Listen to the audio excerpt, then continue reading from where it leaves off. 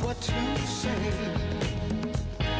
Now I found out today that all the words had slipped away. But I know there's always a chance, a tiny spark will remain, yeah. And sparks turn into flames, and love can burn once again. But I know you know, whenever you call me,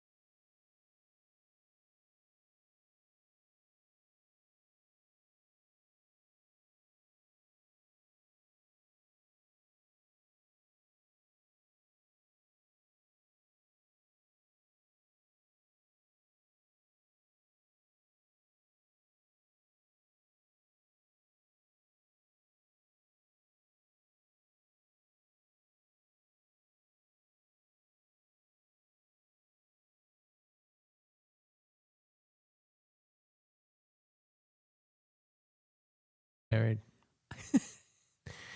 Austin and I might still end up married. Who knows? Beautiful.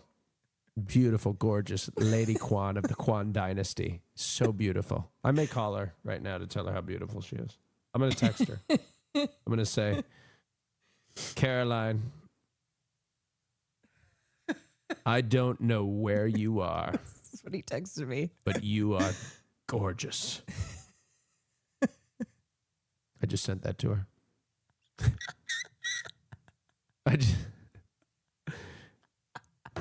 Didn't you say that if you were straight, you would be with Valkyrie on the... I knew. This is classic Justy Rhodes. Classic Justy Rhodes clip. Perfect cutoff. Perfect cutoff. My God, Justy Rhodes with another perfect cutoff clip. His response after that was, fuck. Is he playing me? Well, I went to go see Boosters last night. So he had texted me, but I had put my phone on silent because I watched the movie. And then afterwards, I saw the text. It's like, this is so Austin show. just out of the blue. I don't know where you are, but you are gorgeous. Yeah, I can give some quick thoughts on Boosters. Sorry, I'm still really annoyed about this freaking kitchen setup. I feel bad. Oh. I feel bad because I put everything back in the same spot after I clean up. Like, I'll finish stream and then I go into the kitchen and I put all my tech setup away and I have it all organized in there. So I just don't know what the fuck. Like, that's the point of organizing, so that things go back in the same place. Because then when you can't find something, it's so frustrating, and that's why you organized. Maybe it's a kitchen drawer. I spent like 40 minutes looking because I got back from the grocery store around 4:30 and then started getting things set up, and then I was a little bit late. I went live at like 5:45 because I was looking for the stupid thing. Can't use a phone. I do not know how to do that. I basically, I was like, okay, let me try to find this, because the easiest thing here is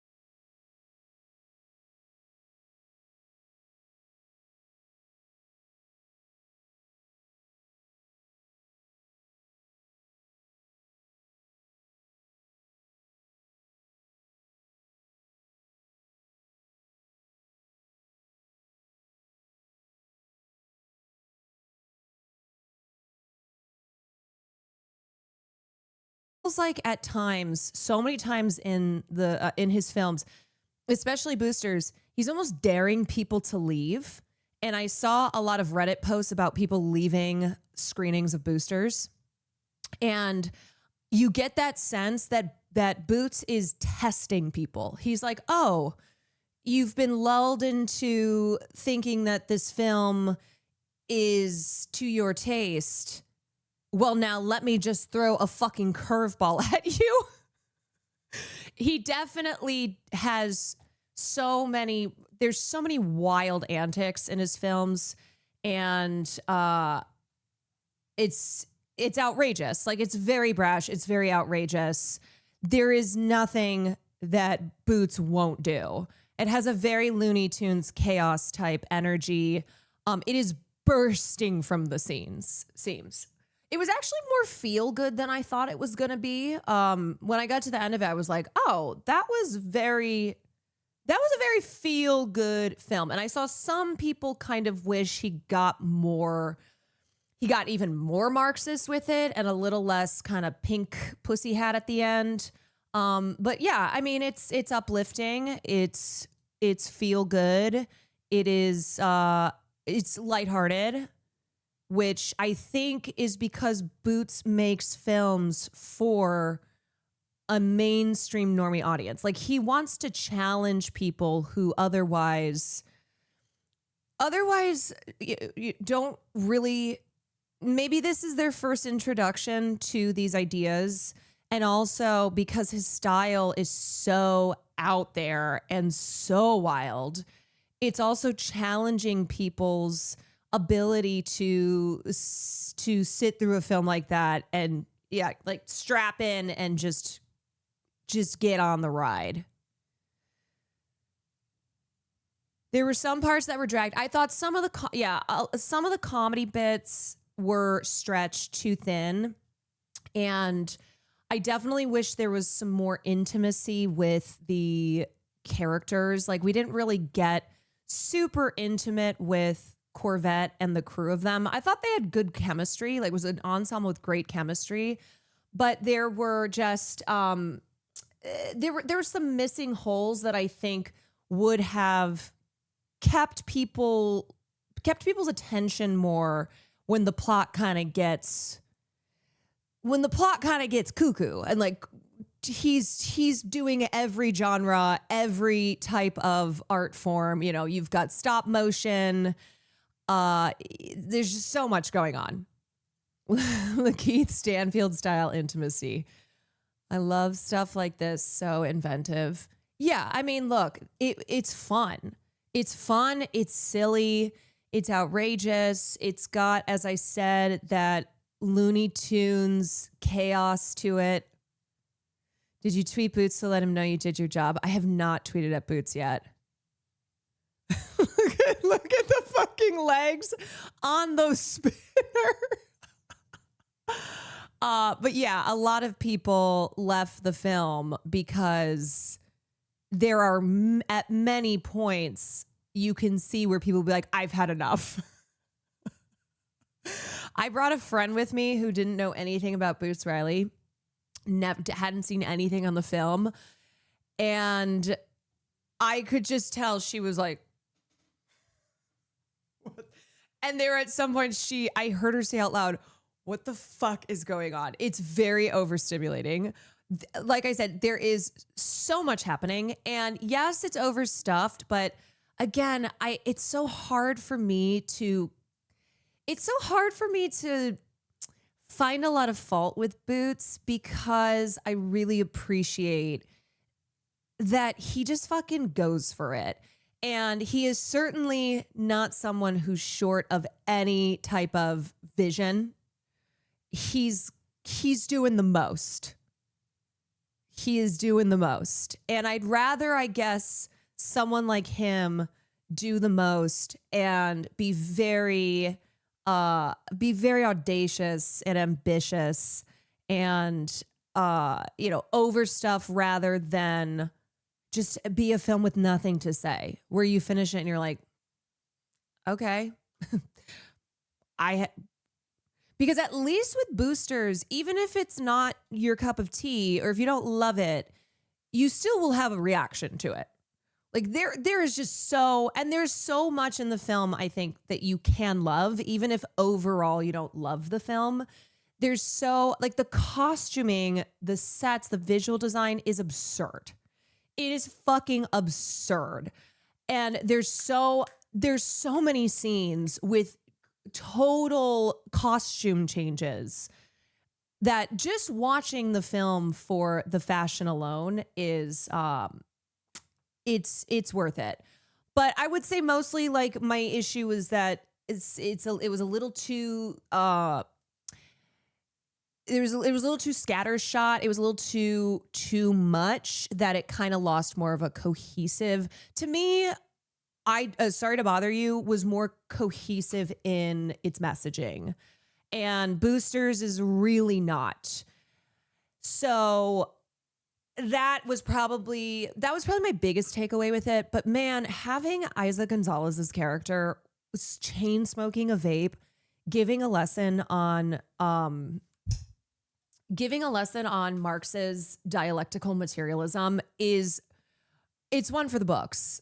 That's actually one of my favorite roles that Isa Gonzalez has played. I don't think I've ever necessarily cared for her as an actress. Not that I like hate her as an actress. I think she was just never someone who I kind of think about, but she was so cut in that. Yeah, she's so good in that role. I fucking love her in that role.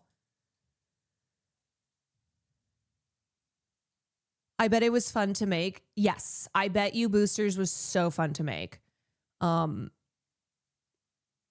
It sucks that nowhere's really showing the film here. I think it's doing pretty well though. I had like 4 minutes in between Boosters and Backrooms. That is absurd. That is an absurd double feature. Yeah, that is the definition of whiplash. It's not doing well. Damn. See, that's also, it's like, I gotta support Boots. I'm gonna be for real. There are some filmmakers who I just feel that by virtue of them being who they are and really going against the grain and doing movies that feel just refreshing in how clearly someone like Boots does not give a fuck about his film looking and I don't know, kind of, you know, he makes films for mainstream audience, but also is so unafraid to be batshit and just so absurd and outlandish. So I feel as if in the current landscape too, I do feel an obligation to support filmmakers like Boots. I feel like some parts are things Black people can directly relate to, like that scene where Taylor's holding her breath and becomes close to. I really appreciate they didn't use CGI and that they actually switched the actress out on that. I have to say that was something where I went, thank you. Very much symbolism for code switching, which is a big part of Sorry to Bother You.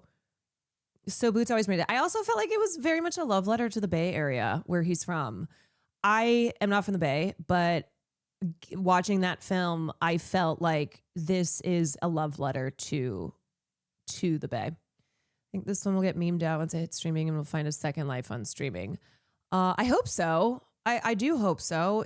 As I said, even if ultimately you're like, yeah, not necessarily my cup of tea or there's too much going on, it's worth the watch, you know? There's definitely so much to appreciate in what he's doing.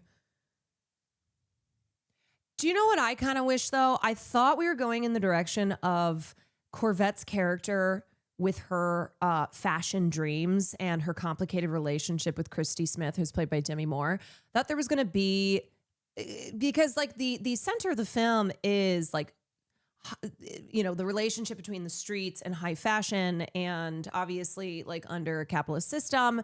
And I thought also because of the conversations around Boots and being funded by by the Annapurna Pictures, and then the conversation about making art under a capitalist system, making anti-capitalist art in a capitalist system. I thought actually there was going to be more of a conflict with Corvette's character there, where she's trying to really pursue her fashion dreams, and that the conflict comes from the contradiction in wanting to honor, herself and her community, but feeling like she has to sell her soul to the kind of Christy Smith vulture capitalist fashion industry.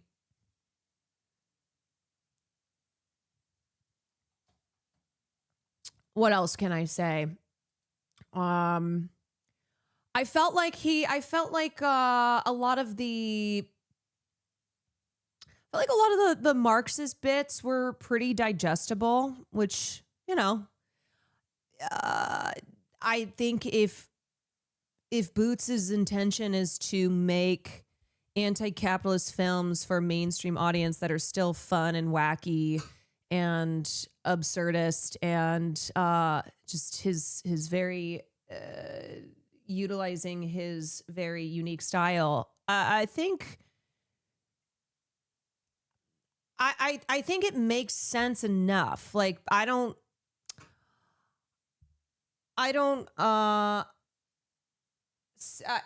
really see how people, for me, I think people walked out of the movie not because of the Marxist bits and like the messaging on dialectical materialism, but because they just didn't like it, because they felt uncomfortable, because it was like, this is too much. This is stupid.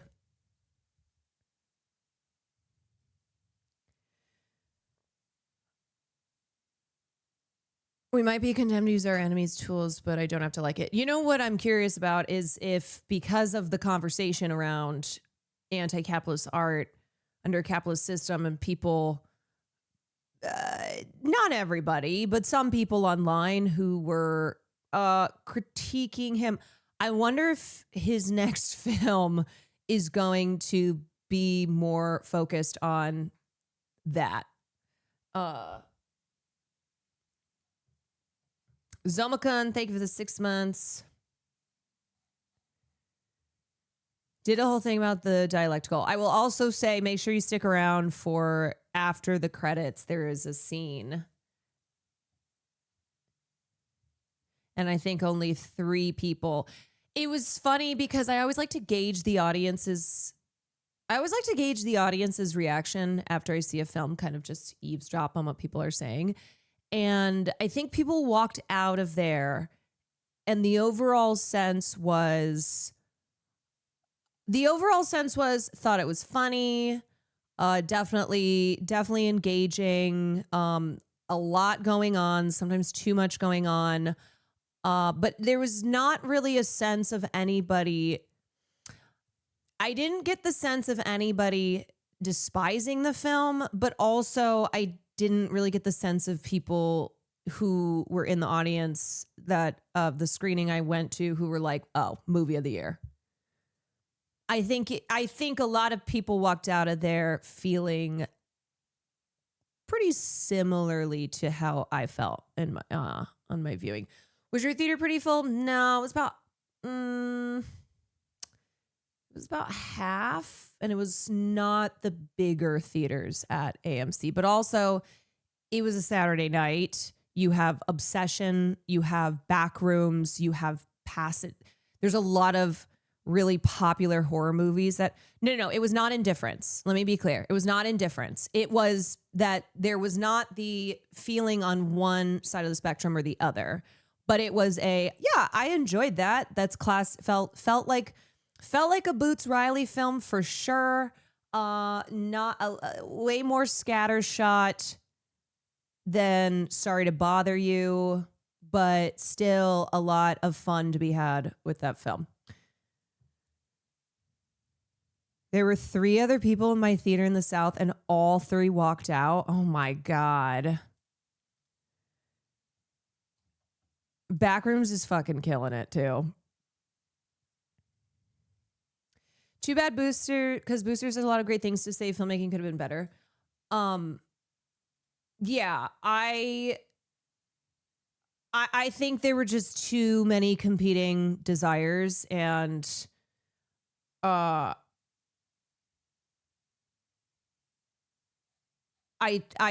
think it could have been better focused. But it's so exuberant. Like, there is such an energy to that film. Because a lot of times if I'm watching a film that I'm kind of taking notes on as I go along, a big part of the problem is that the energy lets up. So I find myself bored. And I certainly was not bored watching Boosters because it's so inventive and exuberant and just colorful to absolute maximalist qualities. And it just had, it just had a lot of fun moments. You know, it's like a mix of a heist, but then gets into like the political kind of activity in the second half. A lot of physical comedy, a lot of absurdism. I think it's a different kind of story movie than Sorry to Bother You, though. I think it wore its messaging on its sleeve in an earnest and daring way. It definitely is more uplifting, I'd say. It is much more feel good.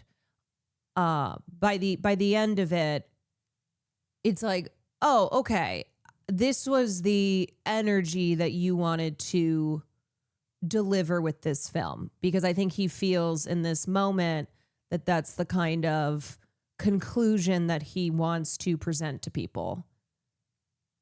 The costuming was incredible. Truly incredible.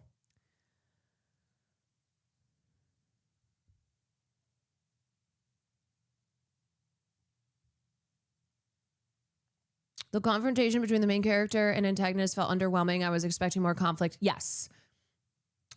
And I think too, the use of, I won't say specifically what it is, but the special device in the film, because it was kind of, it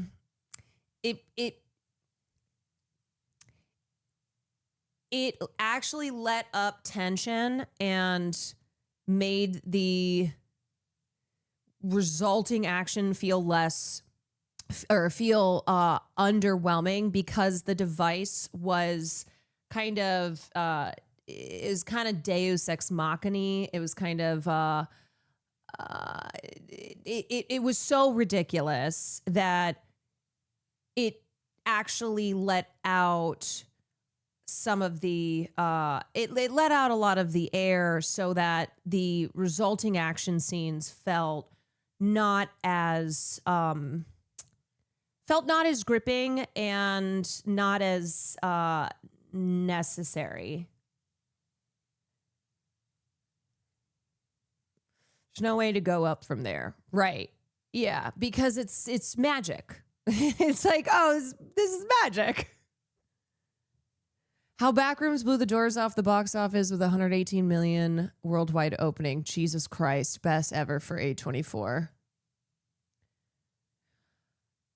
You know what's interesting to me is to see how people are responding to a certain kind of horror, because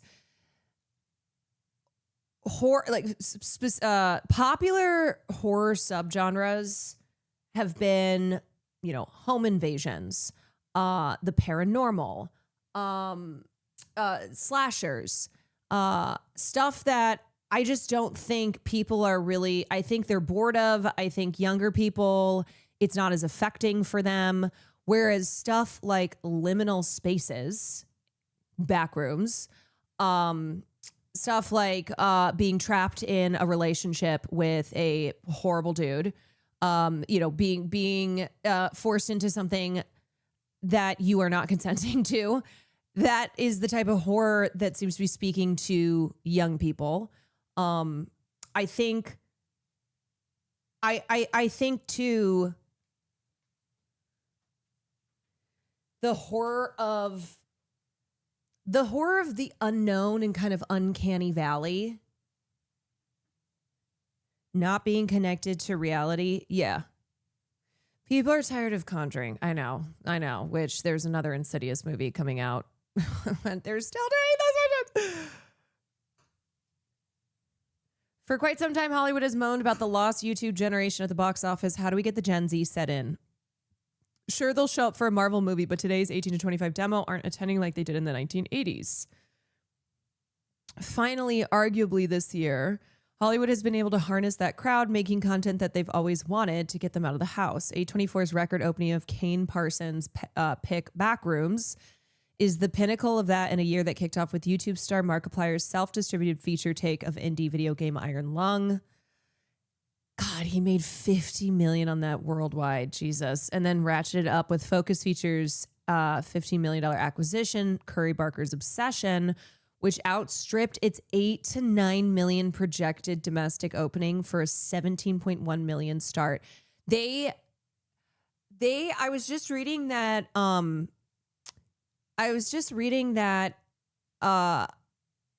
Mandalorian and Grogu is being kicked out of a lot of theaters earlier than it was supposed to because it's doing so poorly. And Obsession destroyed at the box office with significantly fewer screens than Disney's massive film. You're gonna have Disney executives out on Twitter like Boots Riley is, asking people to go see the movie. Obsession might end up being one of the strongest fourth weekend films ever. It's only continuing to gain popularity, and people are doing word of mouth marketing, and everyone I know has seen this movie or has plans to see this movie, including people who don't like horror, which is such a testament to the word of mouth reviews.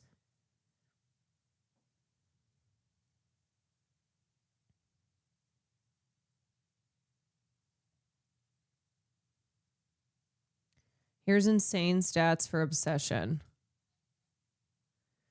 Obsession's hold, rising in its second and third weekend, is nearly unprecedented. Unless I missed one, it happened 2 times in 1982, E.T. in June and Tootsie in December, and then only Scream in 1996 and Anyone But You, which, I'm sorry, Sydney Sweeney is not right in that role, both of which opened poorly with just $6 million.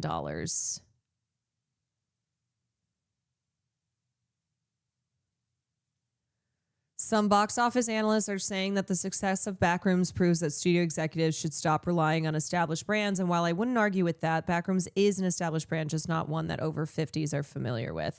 Even Kane calls it IP, and it's one that's been around for a while. So within its target demo, there's the same interest and tug of nostalgia to seeing it on the big screen as there is with many other established brands. Well, yes, but okay, yes, for younger people, yes. Because there is definitely an age cutoff to people who know Backrooms from the internet and those who don't.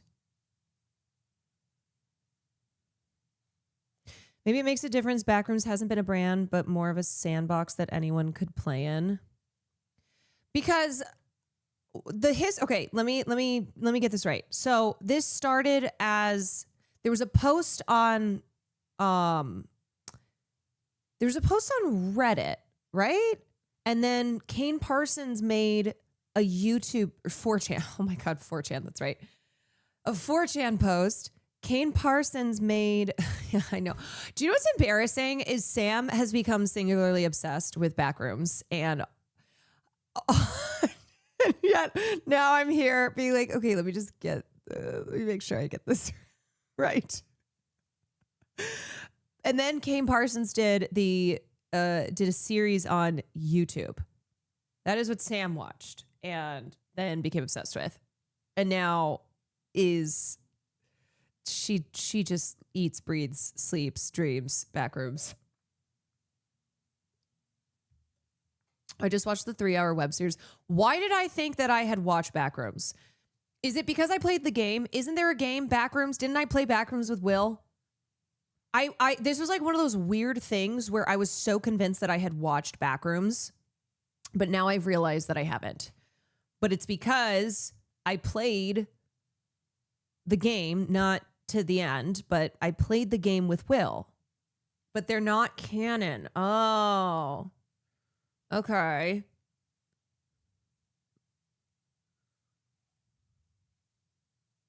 Here's the creepypasta. The Backrooms. It's an urban legend and creepypasta describing an endless maze of randomly generated office rooms and other environments. It's characterized by the smell of wet carpet, walls with a monochromatic tone of yellow, and buzzing fluorescent lights. Although internet users have expanded upon this concept by creating different levels of the backrooms and entities which inhabit them, the original version came from a 2-paragraph 4chan comment on a post asking for unsettling images. An anonymous user invented a story based on one of the photos. The Backrooms drew comparisons to various other horror trends in media, including the photography of liminal spaces, the SCP Foundation Collaborative Fiction Project, and the 6-hour-long album series Everywhere at the End of Time. Since its original creation, the Backrooms has been expanded into various other forms of media and internet culture, including video games, collaborative fiction, wikis, and YouTube videos. So A24 saw Kane Parsons' YouTube series. In January 2022, a short horror film. Actually, let me first read this. If you're not careful and you no clip out of reality in the wrong areas, you'll end up in the Backrooms, where it's nothing but the stink of old moist carpet, the madness of mono yellow, the endless background noise of fluorescent lights at maximum humbuzz, and approximately 600 million square miles of randomly segmented empty rooms to be trapped in. God save you if you hear something wandering around nearby, because it sure as hell has heard you. Do we know who created the original post? They've never come forward to claim. Quick quiz, what is no clip? I have no idea.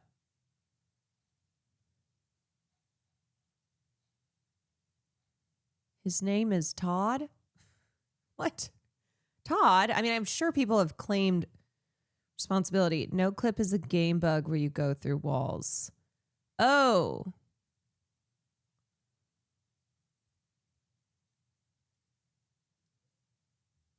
Okay.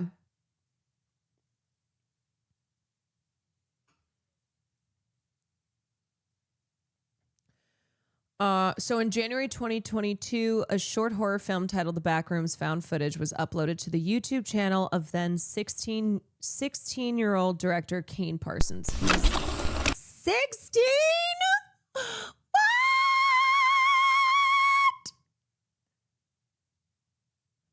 Oh my God.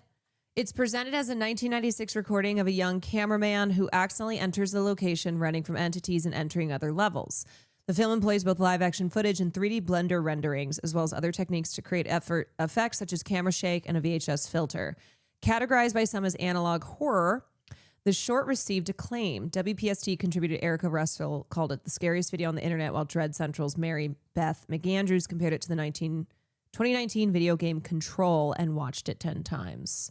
Some were surprised by what Parsons did with what he had. Jai Alexis of website Pop Horror was surprised by the director's age, while the awesomer noted that Backrooms shows how to create tension without a budget. Boing Boing's Rob Bashiza hypothesized that the creepypasta will eventually end up in a slick but dismal 2-hour Hollywood movie. I wonder what Rob has had to say now, likening this prediction to the Slender Man creepypasta and its 2018 film adaptation. When describing a meme of the Backrooms, Game Rant's Tanner Fox called the short a paralyzing watch, which packs quite a bit of terror into its short runtime. Parsons has since uploaded 9 other videos relating to the backrooms in non-chronological order as of June 13th, 2022. The third test, first contact, missing persons, informational video, autopsy report, motion detected prototype, pitfalls, and report. They revolve around the fictional Async Foundation finding and exploring the backrooms in order to solve all current and future storage and residential needs, with informational video referring to the location as Project KV31. There are also 3 unlisted backrooms videos uploaded by Kane, one of which references the 1989 Loma Prieta earthquake. The plot of this series is not influenced by other works such as the wikis. The Backrooms was an influence for Apple TV's Severance. Okay, I kind of want to watch this because I've never actually watched this. This has 80 million views. We all came back for the same reason. I'm not going to watch the whole series right now, but this is only 9 minutes.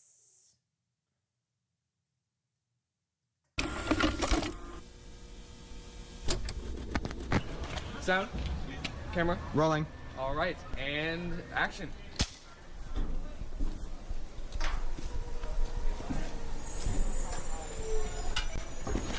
All right, cut.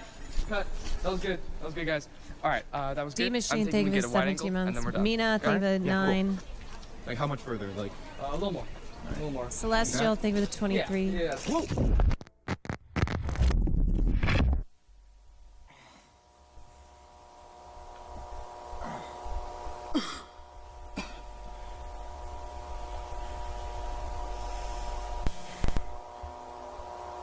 hello? Hello? Hey guys.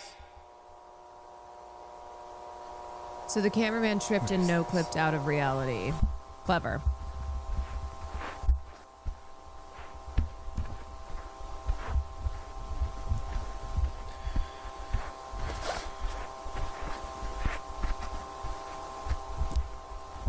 Hello? Is someone there?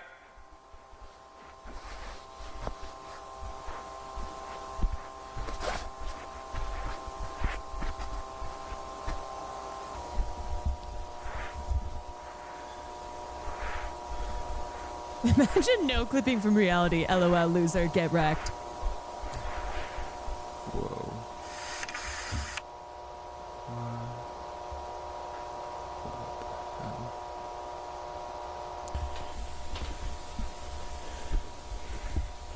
Who's there?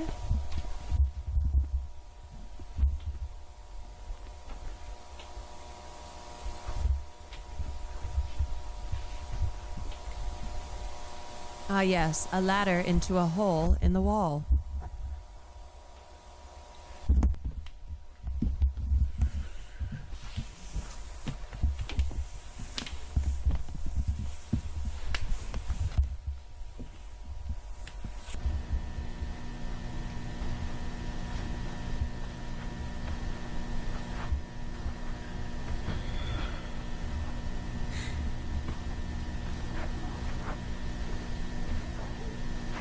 Can anybody hear me? Hello? What if you need the bathroom? Pick a corner.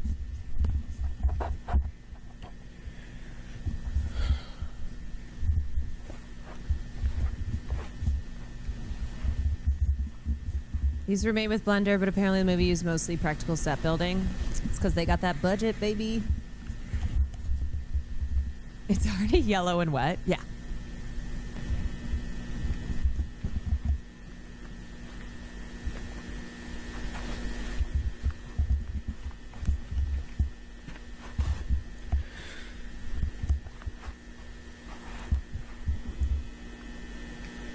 Okay, I remember that from the game. Okay. Okay. What the hell? What the hell?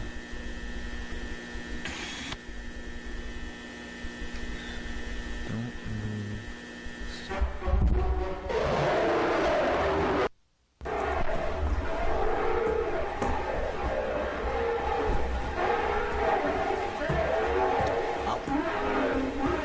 you're supposed to stay still.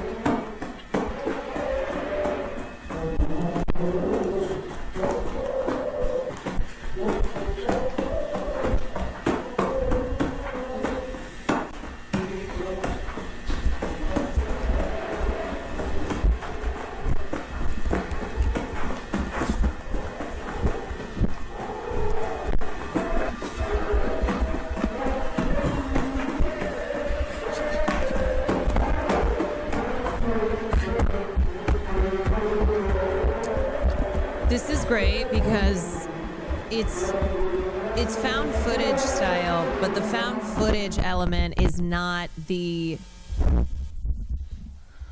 thing that makes this so horrifying.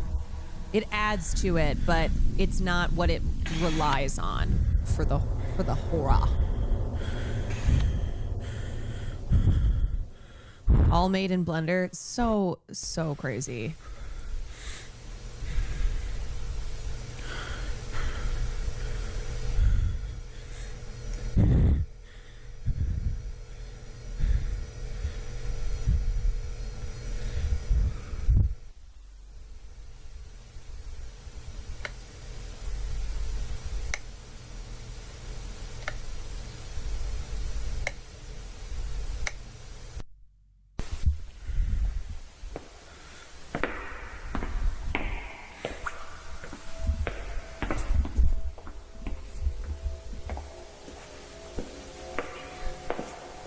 Holy shit. There's something so horrifying about This place. feeling this dread of isolation, but then also the sense that you're not alone.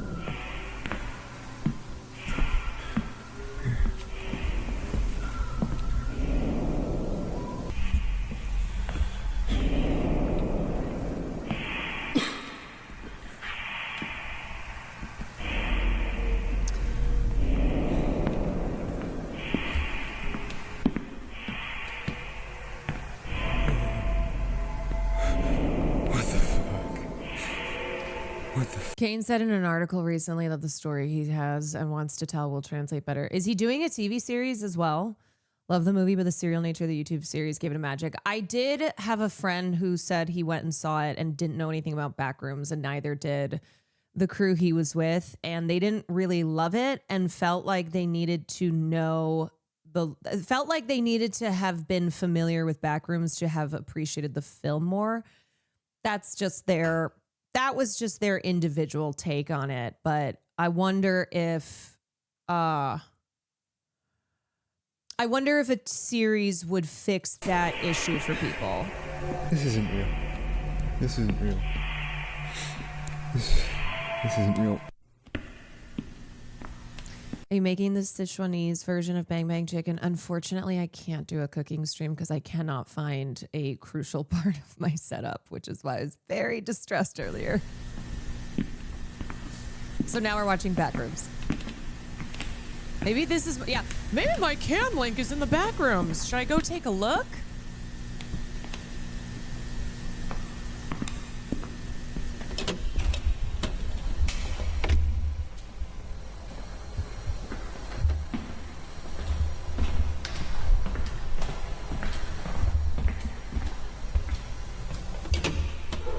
Got excited because I'm from Sichuan. I think I'll try and make it next week.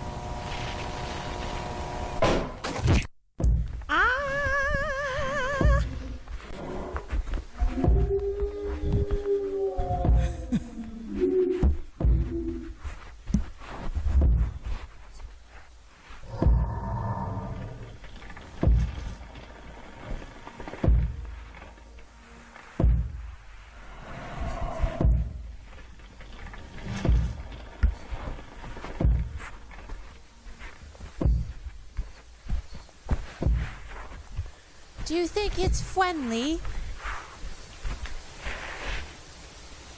Can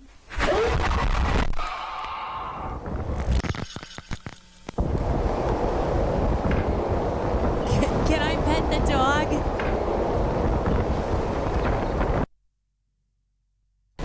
Snap back to reality. Oh, there goes gravity.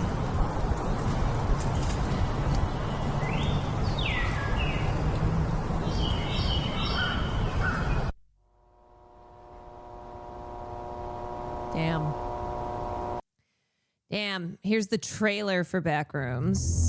I bet they're fine. Yeah, he's fine. He's all good. In the store.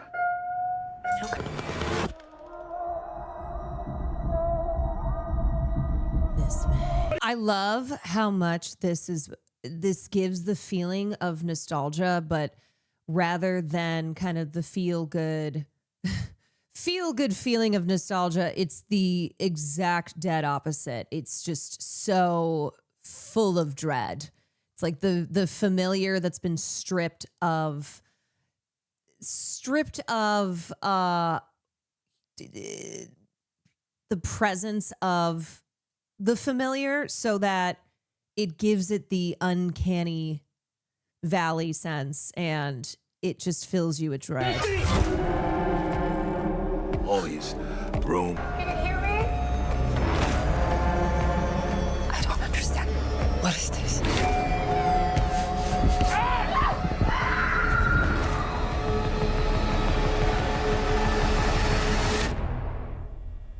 It's beautiful. Am I right? Hello?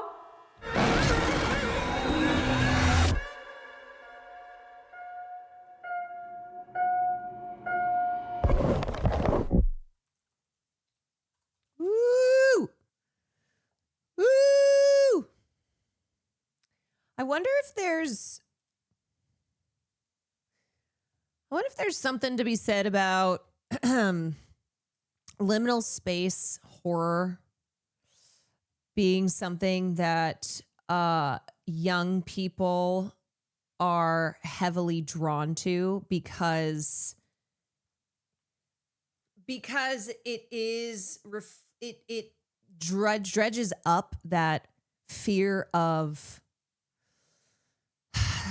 fear of the unknown, but more so like the uncertainty in this world, where the environment, the atmosphere itself is enough to cause such feelings of dread. And it's, again, tapping into nostalgia, but stripping it of its human qualities, and just produce all that you're left with is like just existential dread. Also fluorescent lighting. Ugh. The lead actress Renata Reinsve said she would avoid going on set alone because she was afraid of getting lost. Spaces where you're not supposed to stay, they're permanent places where your stay is temporary. You can come in, but you can never leave. Also, capitalism has gutted our cities, shut down storefronts, barren malls, etc. Yeah, where it's like, once upon a time, the shopping mall was where young people hung out, right? You would go and hang out with your friends and get an orange Julius smoothie, or just like not even necessarily buy anything. You're just hanging out. So malls are something that no longer exist for young people like they did back, in the 90s when I was a kid. It was filmed at an abandoned mall. Yeah, that makes a lot of sense. And so the fact that now is now that's a setting for a horror film like this. These third spaces that were once where a lot of young people inhabited, and now they are a relic of the past. They still exist, though. Kane has a series inspired by Dead Mall. It's called The Oldest View, and it's fully on YouTube. It's incredible. maybe some Auntie Anne's. The mall was where parents sent teens to hang out before dinner. I went to the mall like multiple times in a week. Just always at the mall. Liked it more on second viewing. I think They're Not a Backstory gels way better when you realize it's parable for not being allowed to go outside during COVID, which is a key puzzle piece in the appeal of liminal spaces for Gen Z.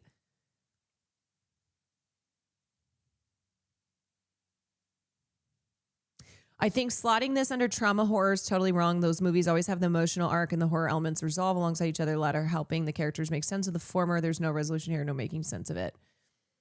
Yeah, and I think that is reflective of the trauma of existing in a world where everything feels so precarious, and there is just this growing sense of uncertainty that so much of society is feeling in this modern era.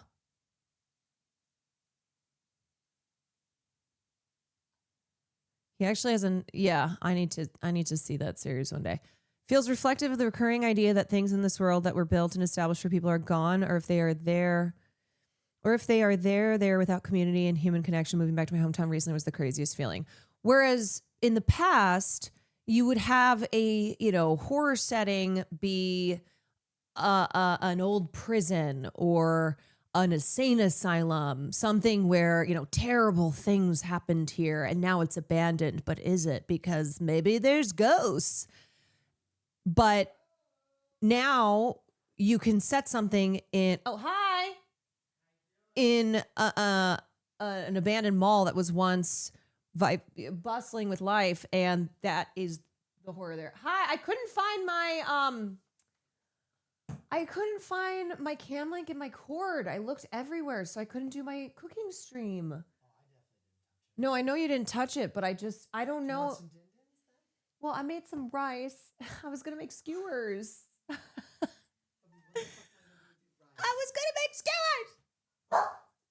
We were just talking about back rooms. I got the craziest suit on sale. Really? Mm-hmm. Is that? I was wondering when you were gonna come home. Yeah, I came back right after the fun. Oh, are you in my New York hats? Yeah. Wow, I have never seen anybody have a hat attached to their pants You wanna like see the that. suit I got? Yeah. When are we seeing back rooms? We can see it whenever. So I've always wanted the outfit from Clueless. Oh my God. Insanity. Wow. Marnie, 90% off. Wow. Will Neff loves a sale. He loves a sale.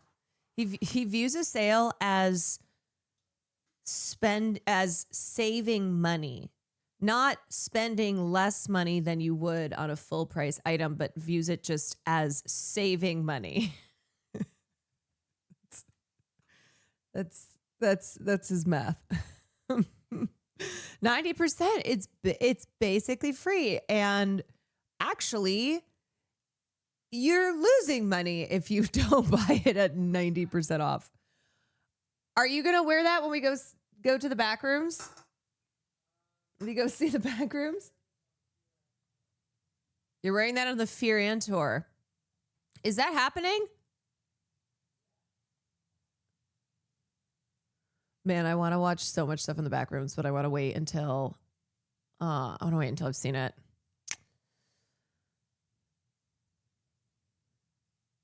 Memory is a huge theme for Parsons' Backrooms. The liminal aspects of it prey on the fear of forgetting. Yeah, I'm really excited to see it. The real Backrooms. If you're not careful and you clip out of reality in the wrong areas, you'll end up in the backrooms where it's nothing but the stink of old moist carpet, the madness of silver and gold, the endless background noise of fluorescent lights at maximum humbuzz, and approximately 600 million square miles of randomly segmented empty rooms to be trapped in. God save you if you hear something wandering around nearby, because it sure as hell has heard you. I have heard insane mixed reviews on You know who didn't like it? Kurt. Kurt said he felt like he needed more. He needed to have seen the series. I have heard insane mixed reviews from everything from being like, oh, it's a great horror movie, you'll love it, to this was a total miss. The plot line was stupid, horrible writing. He was too young to direct a film. I've heard the whole range on it. Well, Renata Ryan's was in it, so I'm excited to watch it still. It's a device. I have not seen the divisiveness. Oh yeah, I have. I haven't. I've literally seen people online being like trash. What, people or Yes, multiple people. There's a lot of hate for it. I'm not joking you. There's a lot of hate for it. Interesting. I've seen actually more well, maybe it's just because my timeline is filled with people talking about Obsession.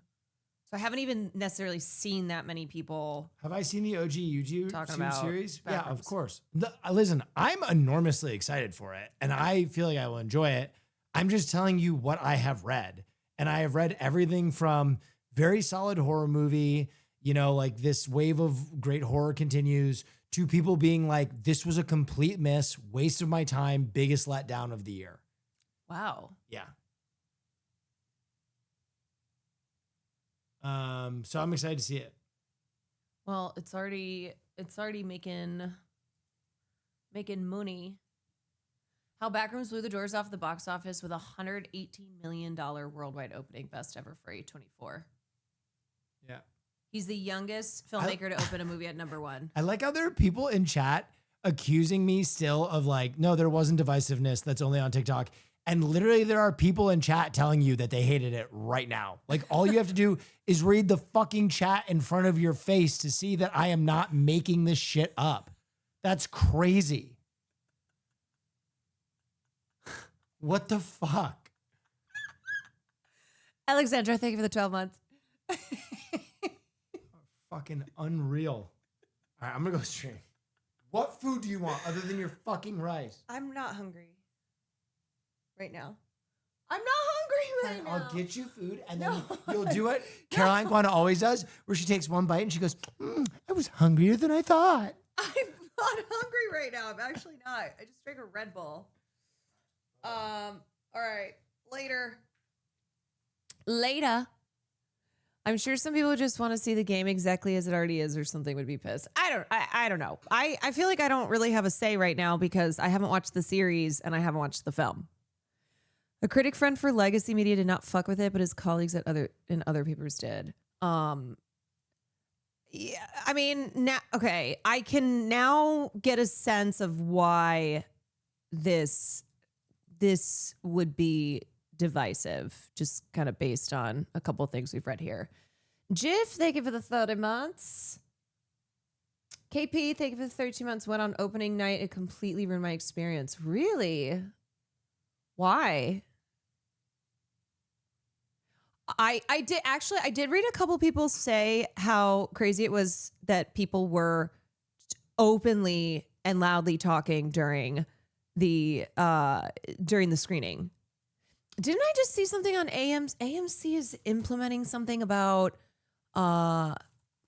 AMC new rules on, dude, theater etiquette has certainly gone down the toilet. It's really bad. Oh, never mind. This is a Wong updates. If we see a phone or hear you talk, our employees have the legal authority to shoot you. Did I see that in the disc? I don't know. Sometimes I see something fleetingly and my brain just remembers a little nugget of it. This is AMC employees who are like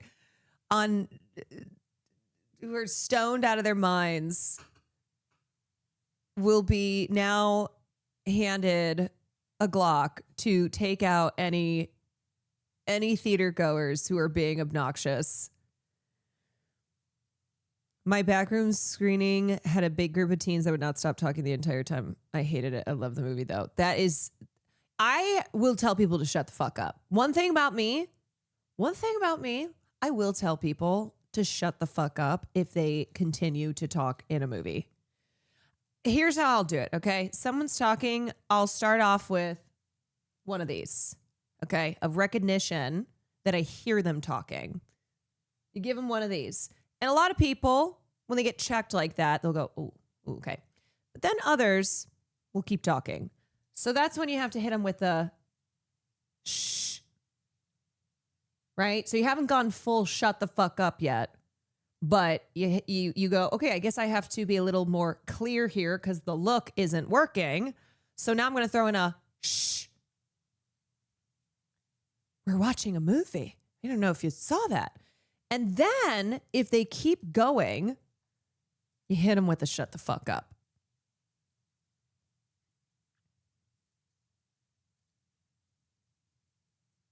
You hit them with a shut the fuck up. And then hopefully by that point, you have other allies. You have other people in the theater who are like, shut the fuck up. And then step 4 is you bring in the theater employee who pulls out the Glock. If I told someone to shut up, I would feel bad about it for the rest of the movie. No, you got to get over that.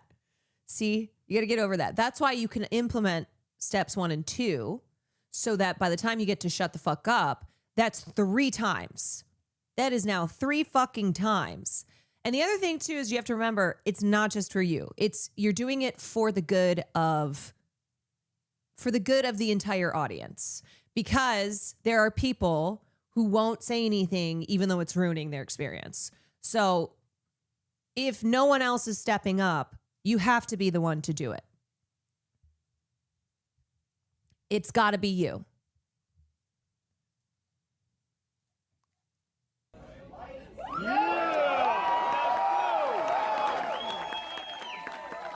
Someone in the front.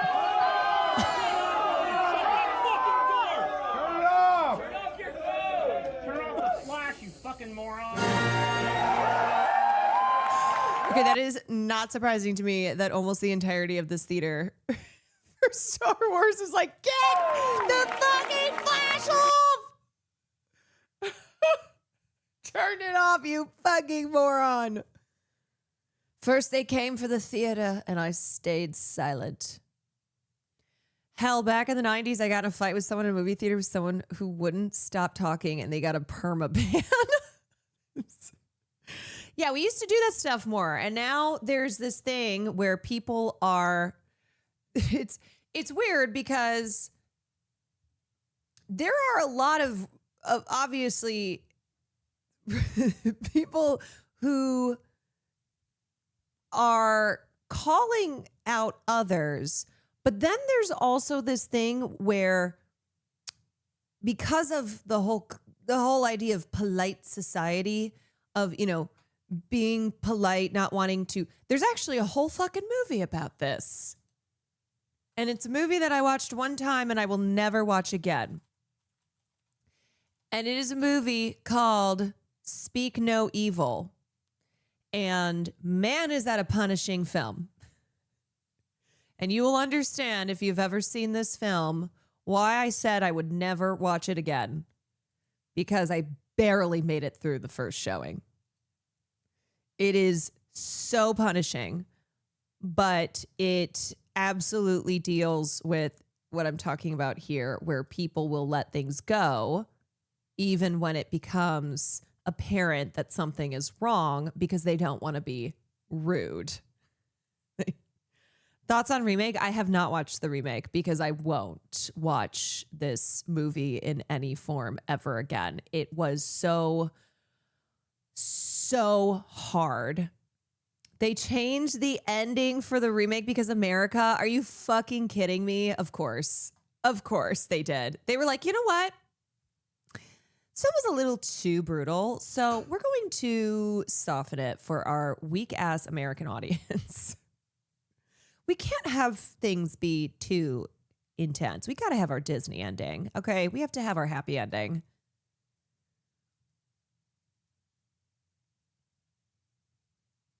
That's why I respect Funny Games. They kept it the same, literally the same, shot for shot. I've heard some people are disappointed that it's not an adaptation of the other popular interpretation of the Backrooms. That one is more over the top and all over the place. It's kind of Skibbity Toilet coded. What's going on with Skibbity Toilet, by the way? Is Michael Bay still doing that? They did the same thing with The Descent. Yes, they did. Yes, they did. Have you seen this crazy Star Wars reaction? Wait, I have seen this. Yeah.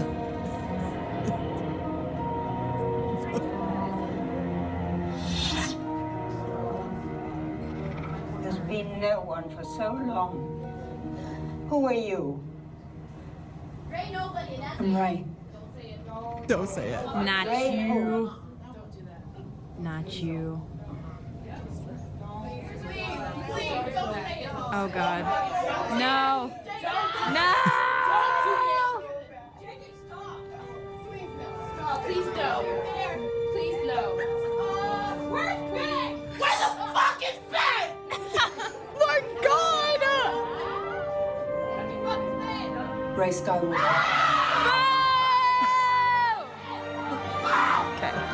Okay, this is funny.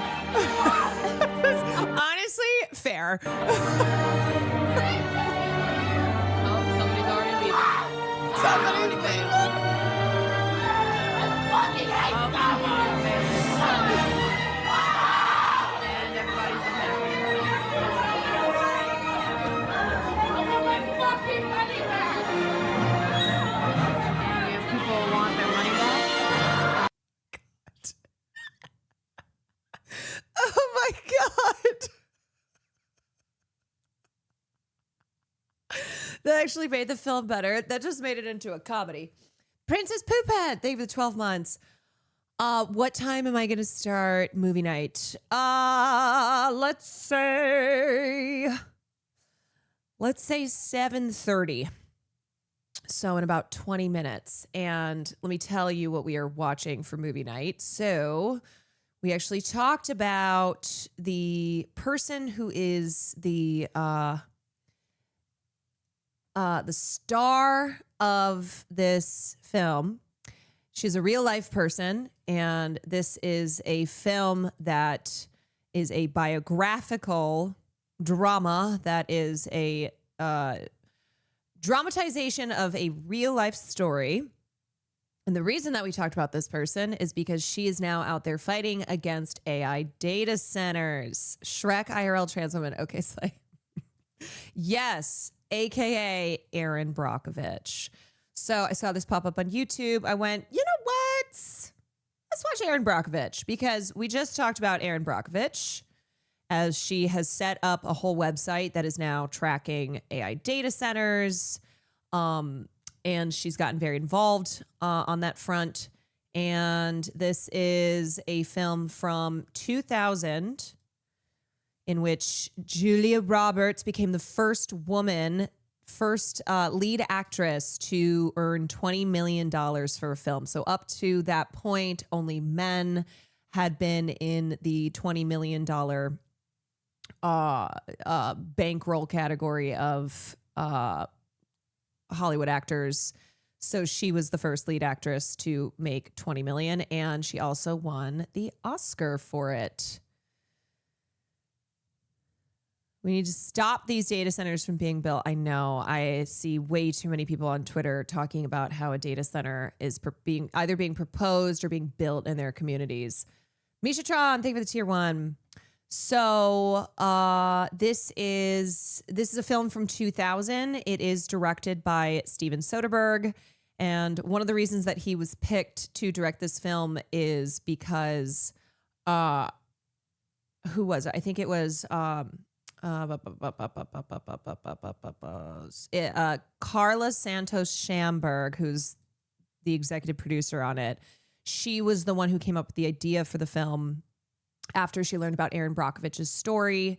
And then she met with Erin Brockovich, really was taken with her, couldn't believe her whole story in her life, and wanted to do a film with a badass female protagonist kind of take no prisoners type of gal. And Steven Soderbergh was one of the few male directors who, quote, was great with women.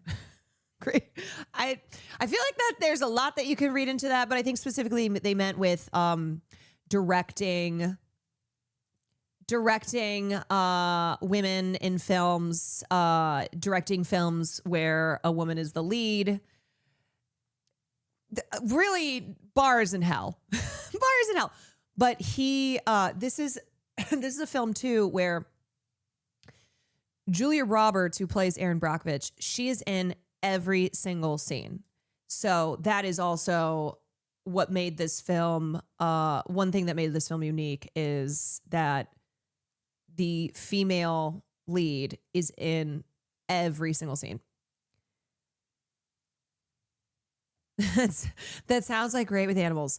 So yes, this film was nominated for 5 Oscars at the 73rd Academy Awards. And there's definitely, I think, still a lot to love about it. It's one that I think has become a comfort film for people over the years because Julia she's so good in it. She's so good. Julia Roberts is she just is a star. She's just got everything that makes up a movie star. And it's heartwarming, it's one of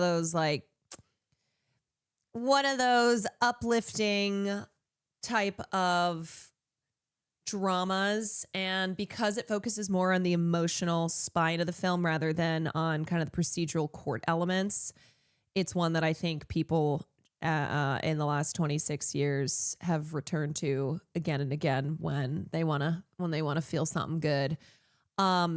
There are definitely things about it that we'll talk about after the film because look, it is a Hollywood movie, and so Hollywood takes liberties with films, as is the case for every single biographical film. So there's some aspects of it that I want to discuss after the film that doesn't really have to do with Erin Brockovich, but more so kind of what the film leaves out that today has still been a fight with the people who were part of this massive lawsuit against PG&E. So anyway, be careful. It's the last day of the month. It might be taken off whatever platform. Yeah. Don't want to run into that issue again. We're halfway through. I pause because Will comes in. And then it's like, oh, Julia can't be denied and how unbelievably great she is. Aaron Eckhart is mid, though. I love Aaron Eckhart. I always had such a crush on him. So I am definitely in like the team Aaron Eckhart camp. And this is an ongoing issue. Yes.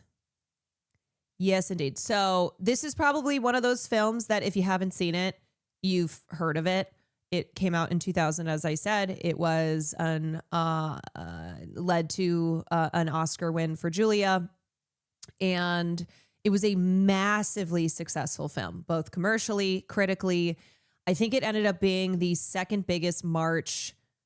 At the time, it was the second biggest March opening, second to Liar Liar, and it just made so much money. It's one of those movies that I don't know if today would make as much money as it did, but goddamn did it make so much. Made like $250 million. PG is such shit because they caused all the fires in NorCal in the 2010s and had to pay out after getting sued and just raise prices on all their customers. I think it's his horrible fake goatee and tattoos. He's one of the only people who is dressed up that way that I find myself attracted to, and it's because it's Aaron Eckhart. You'll see when we watch the movie. Okay, so we will start that at 7:30, And what else? What else we got? Oh, did you guys see this? Morgan Wallen flips his piano on stage in Denver after a technical issue mid-performance.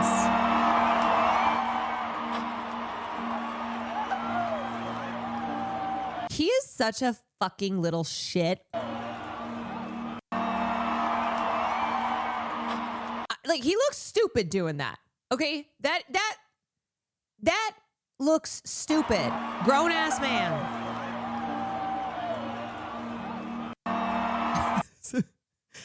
Morgan Wallen makes music for people who have tattoos of their children but not custody of them. It's so specific. My take on this was Haley Williams stays correct per usual.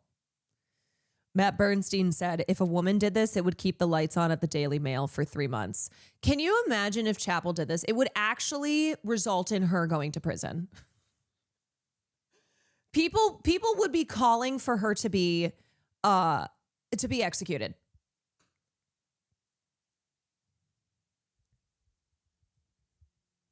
What a little freaking man baby. Freaking man baby.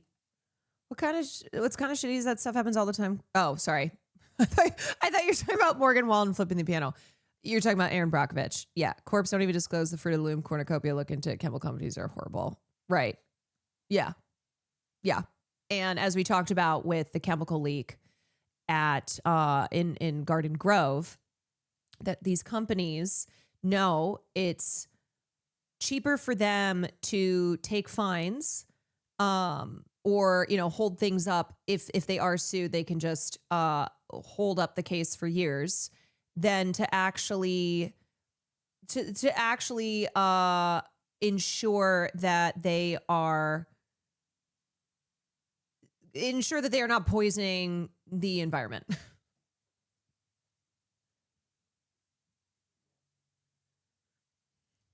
I didn't even know he played instruments. Yeah, does he even play piano? Someone said, I may be too Haley Williams pilled. There's no such thing, but I genuinely hate his guts. God, he's such a loser. Did you know that Nirvana wasn't the first band to destroy their equipment? It was The Who. Yeah, see, here's the thing. Morgan Wallen is not rock and roll. During a small club show in London, Pete Townshend of The Who accidentally smashed his guitar against the low ceiling mid-performance. Instead of reacting with panic, he stared at the broken instrument, then deliberately destroyed the rest of it on stage. The crowd went wild. What started as an accident became a signature move suit. Townshend was smashing guitars regularly, turning destruction into performance art. Drummer Keith also very funny to do that in an outfit that like Liberace would wear. Joined the chaos, famously stuffing his drums with explosives for a live TV appearance that ended in a deafening blast and a cloud of smoke. For The Who, this wasn't just rock and roll chaos, it was rebellion. Townshend later described it as rejecting the machine, destroying the beautiful to make a loud, defiant statement. Their shows became legendary, not just for the music, but for the mayhem. In breaking their instruments, The Who broke the rules and redefined what it meant to be on stage. Yeah. See, the thing with Morgan Wallen is that he did that because there was a technical issue and he's a big baby. I do not understand the obsession over this man. I simply do not. I'll never get it.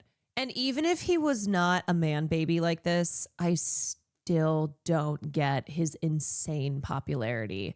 People I know who aren't even necessarily big country fans are obsessed with Morgan Wallen. Like, you ask them their favorite artists and they say Morgan Wallen.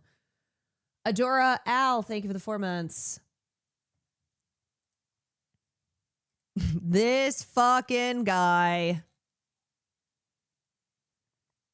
Yeah, maybe if I drank 40 beers, I would be like, yeah. This is the energy he's giving. Our country was made for Americans, not for fucking Somalis. guy. This is so funny.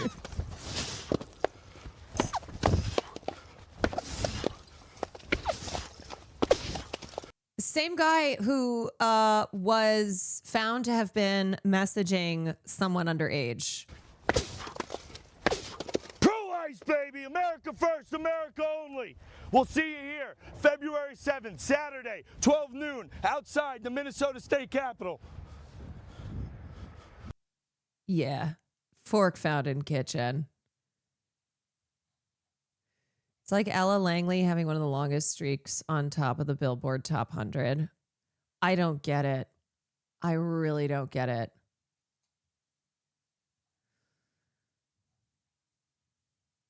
Maybe you should have done more. That's one of those where it's like, maybe we needed another take on that. Maybe. Okay. Let me close out. Let me close out these tabs. Let me pull up our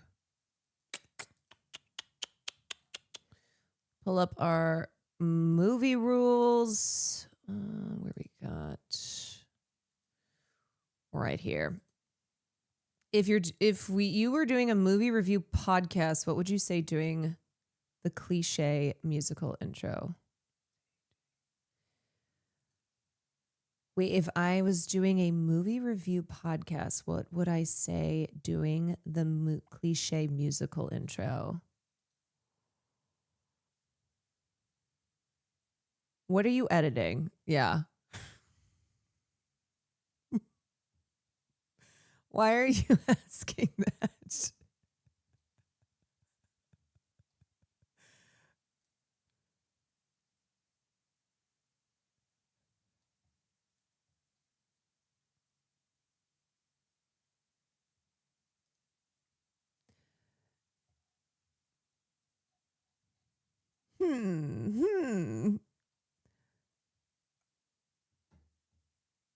What would I during the musical intro, what would I say?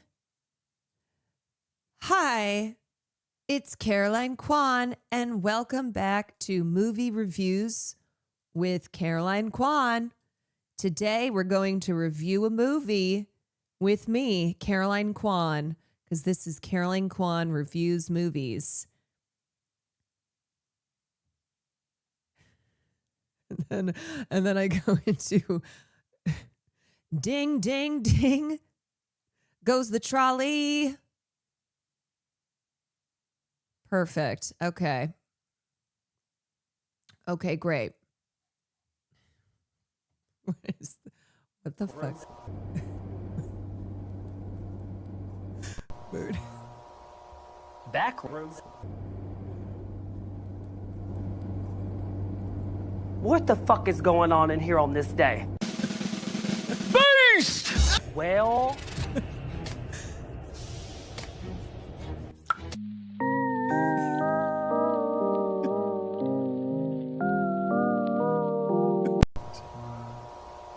Backwards. RuPaul's upcoming movie used AI. I know. I mean, it already looked not good when we watched the trailer on it. It was like, oh boy. But yeah, I was reading about that earlier. That fucking sucks. I was also reading some piece in Wired where they were interviewing this guy.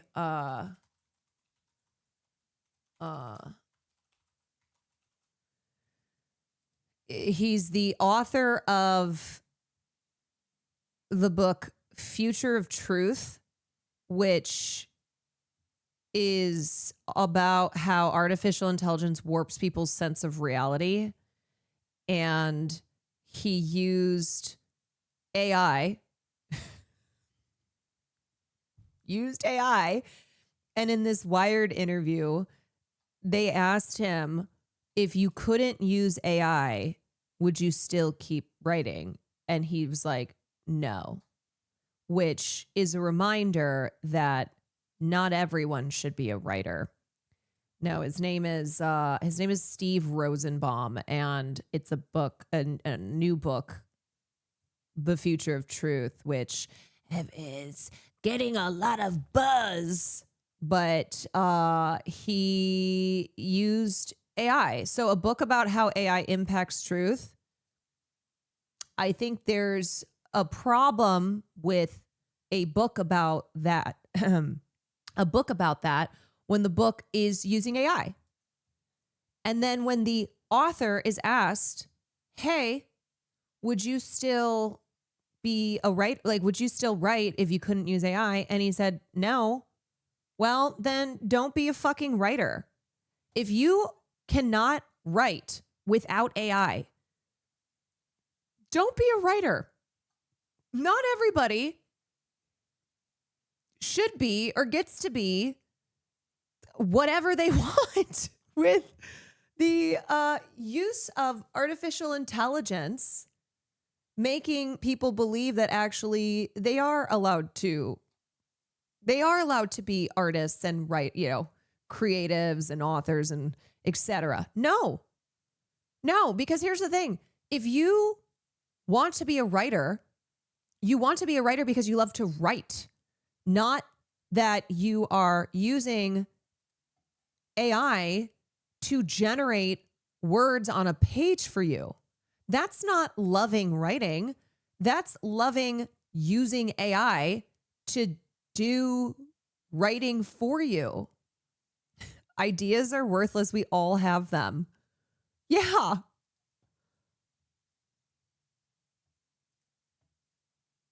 I can't believe how ghoulish that is, but also it's not surprising because it's kind of the AI brain that a lot of people have, where they're like, no, it's awesome because AI will do it for me. And what matters is that then I can do this thing that I actually have no interest in, no organic, real interest in, because I can just use AI to do it. And that's what I think is awesome. If you can't be bothered to write it yourself, why should I bother reading it? Bingo. If you can't be bothered to write it yourself, why should any of us be bothered to read what AI has generated for you? His AI nonfiction bullshit also includes quotes entirely made up from AI. That is so problematic. New York Times reported that the book contained over a half dozen made up or misattributed quotes. Rosenbaum, who has a master's degree in truth from New York University, admitted that he accidentally included a handful of improperly attributed or synthetic quotes. Sorry, dude, but just because you say it was an accident doesn't fix the problem. Oh, no worries. It was an accident. Yeah, sorry, a master's in truth. You know who says that? A phony. After the Times story broke, Wired took a look at the excerpt that they had published. The fact-checking team had reviewed it prior to publication. We reconfirmed that its quotes and facts were accurate, but Wired's generative AI editorial policy prohibits the publication of AI-generated, AI-edited writing.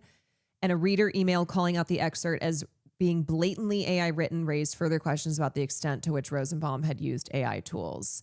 The fact that like a lot of this stuff is falling on people to go, like individuals to be calling it out, be like, hey, sorry, does anyone else see that this is very clearly AI generated? You're publishing this excerpt in your publication, and I, as an individual subscriber, have to now send in an email saying this is so clearly generated, AI generated. Hello. All right.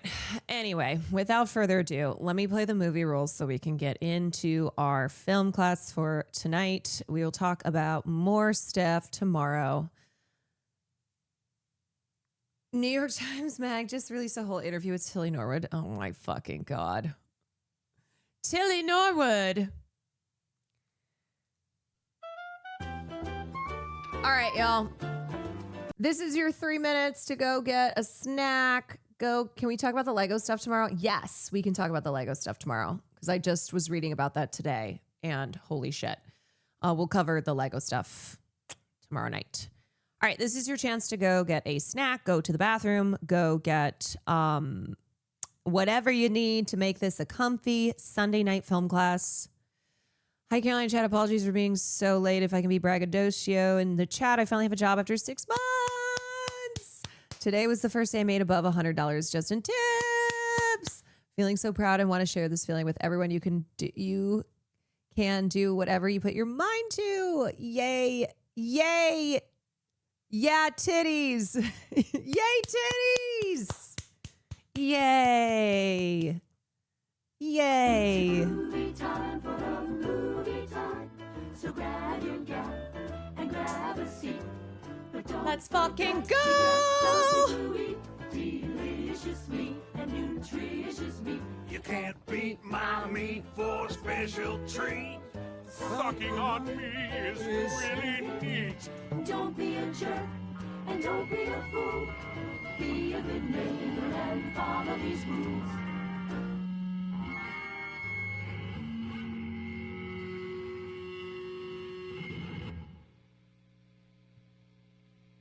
What are these rules? Remember to keep your shoes on at all times. Don't pull your penis out unless you really need to. Indecent exposure is a class 2 felony.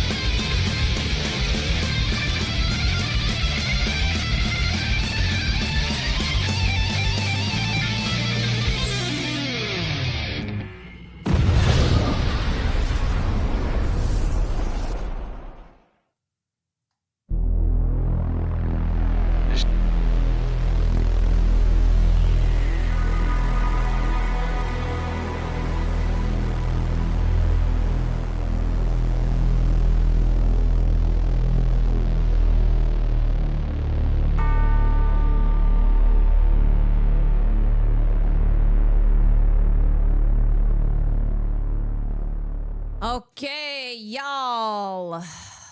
Y'all. Here we go. So, we have, fun fact, Eric Roberts is Julia. Oh, we know. Here in this community, we know because we talk about Eric Roberts all the time. Here's the thing about Eric Roberts. Also, Joel, thank you for the 26 months.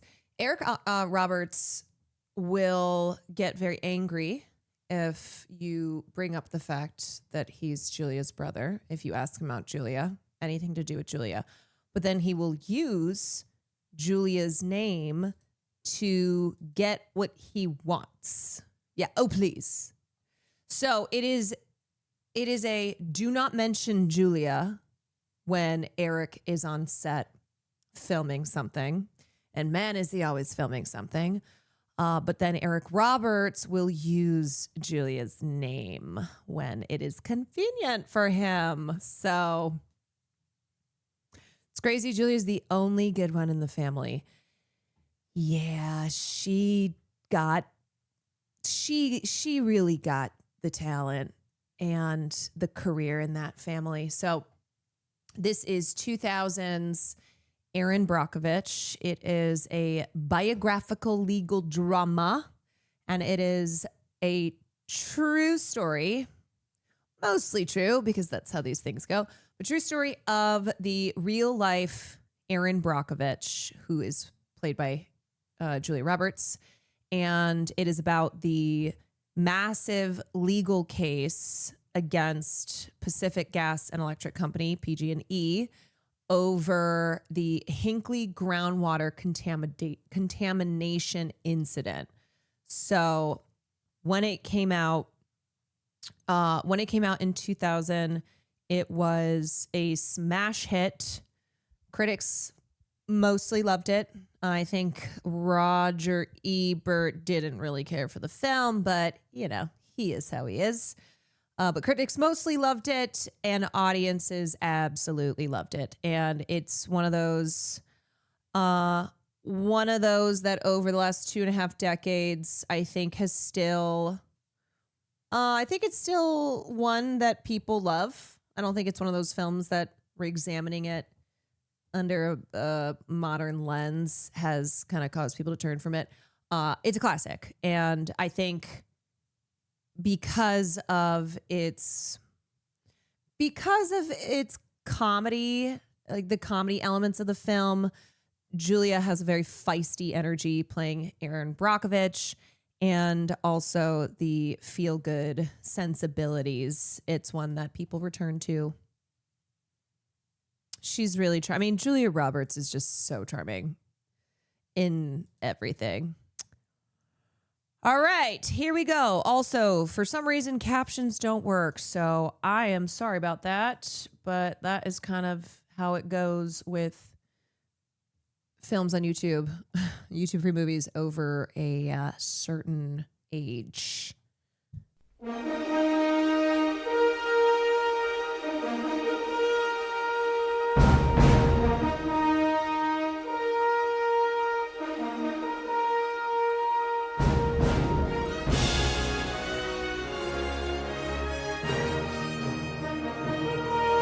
Will just said he was trying to eat your pussy.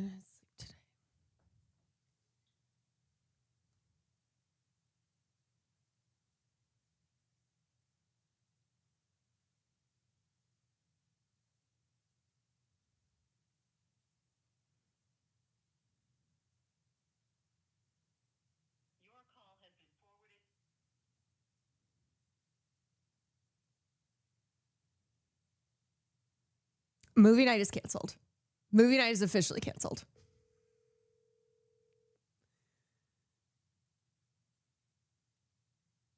Hello?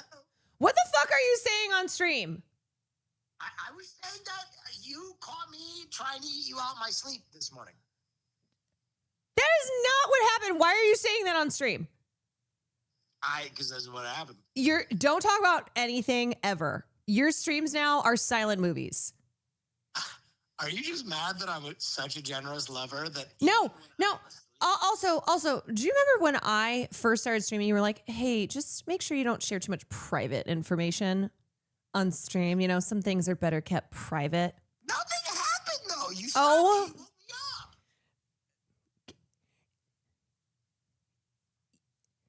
No more speaking. No more speaking on your stream ever. Fine. That is goodbye.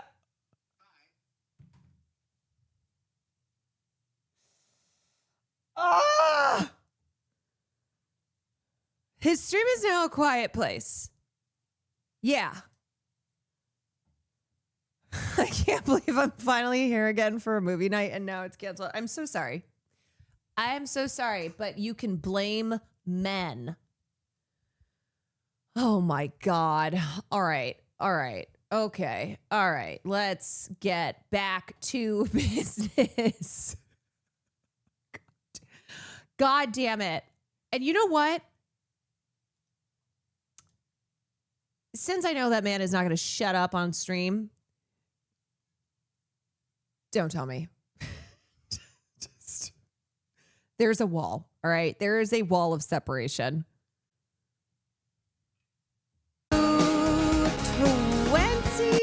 30 years later, and now Erin Brockovich is fighting against data centers. She is still involved.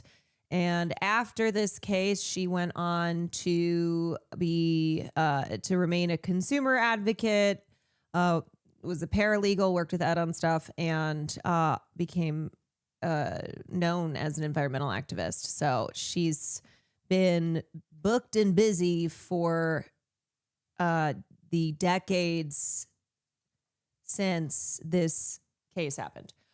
Okay, so let's talk about it. This is one of those legal dramas that is definitely more sunny in its disposition, as opposed to kind of the dark, serious legal dramas like Dark Waters, etc.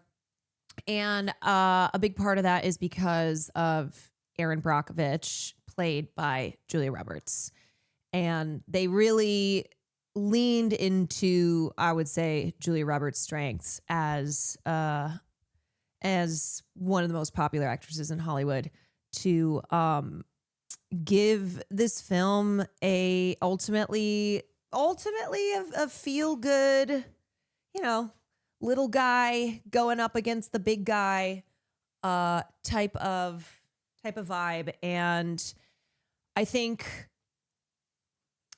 obviously we know there's no such thing as fairy tale happy endings, and that even when major settlements like this are won on behalf of the people, that things aren't always so smooth sailing, and the health issues in the community did not go away after this case was settled. There were secondary, even when they were then responsible for regulating the waste disposal, it still did not lead to people's health suddenly improving and remaining that way. So there was still the physical toll that remained, and that is unfortunately the reality. Health is wealth, and when your health takes a toll because of something like environmental poisoning, that is not something that just goes away. The point of a settlement is to give people the money so that they can pay for the costs of healthcare and also for pain and suffering.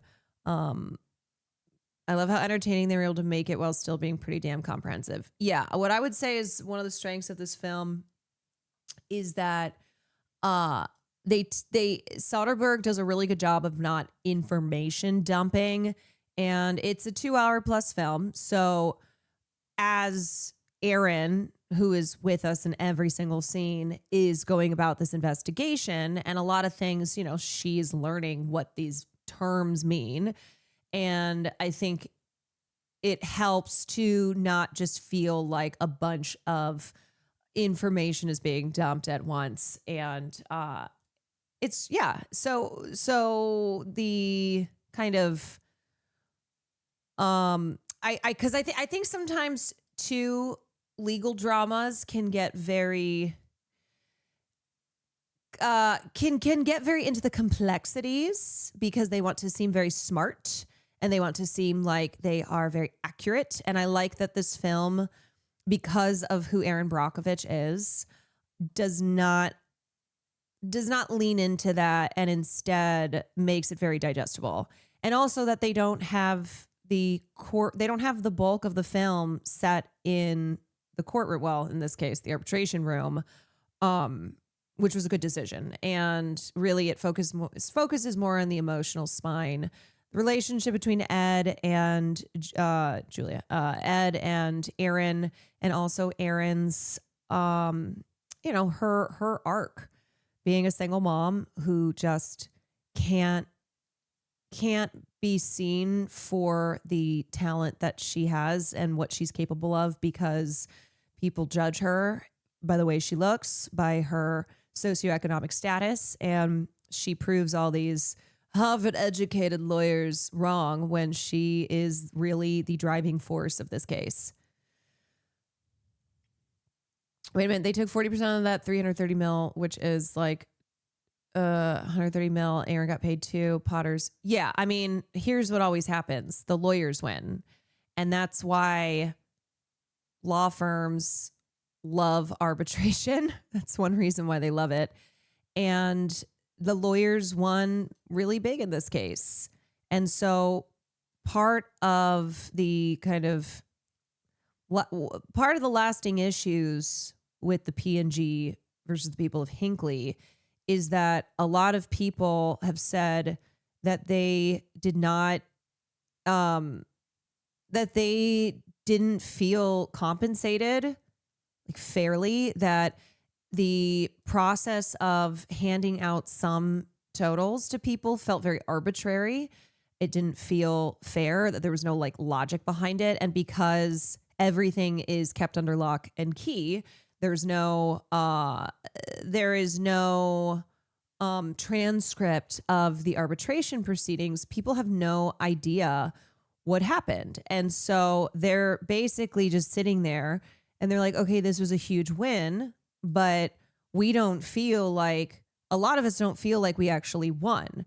And had this case gone to trial, the transcript and the financial disbursement would have been a matter of public record, but the arbitration process is shrouded in secrecy, which makes it very,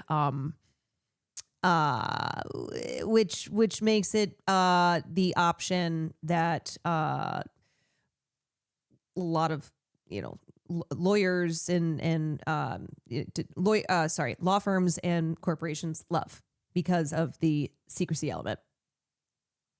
So even today, there are residents of Hinckley who feel upset and feel like they did not actually win here. And some of them blame PG&E, some of them blame specifically the lawyers and feel like the lawyers always win no matter what. Is George real? Okay, so George, this version of George, not real. But there was a George, and what happened was George in real life tried to blackmail Aaron Brockovich. Let me get this right. George in real life tried to blackmail Aaron and Ed Masby and say that he was going to like smear them unless they paid him money.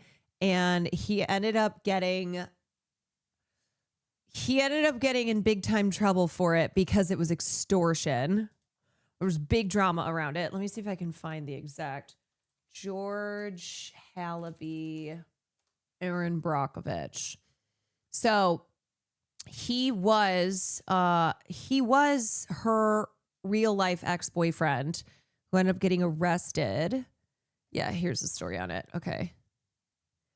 An attorney representing the ex-husband of the real-life Aaron Brockovich has been convicted of attempting extortion and conspiracy to commit extortion and now faces up to 4 years in prison. John Reiner was found guilty of attempting to blackmail Brockovich, the feisty legal assistant who inspired the blockbuster starring Julia Roberts and attorney Ed Masry. Or did I say Masry? Reiner, Brockovich's ex-husband, Sean Brown, and her ex-boyfriend. So basically, like, half of her exes tried to get together and extort Aaron because of the financial success that she had, not just from these cases that she was a part of, but also when she sold her rights to her life story for the film, she made money from that, obviously. So they attempted to extort $310,000 from the now famous legal duo. According to the AP, prosecutors dropped the charges against Brown and Hallaby. Reiner's due to be sentenced May 2nd. Apparently, law firm paid for George to babysit during that whole time. Yeah, so that was definitely there were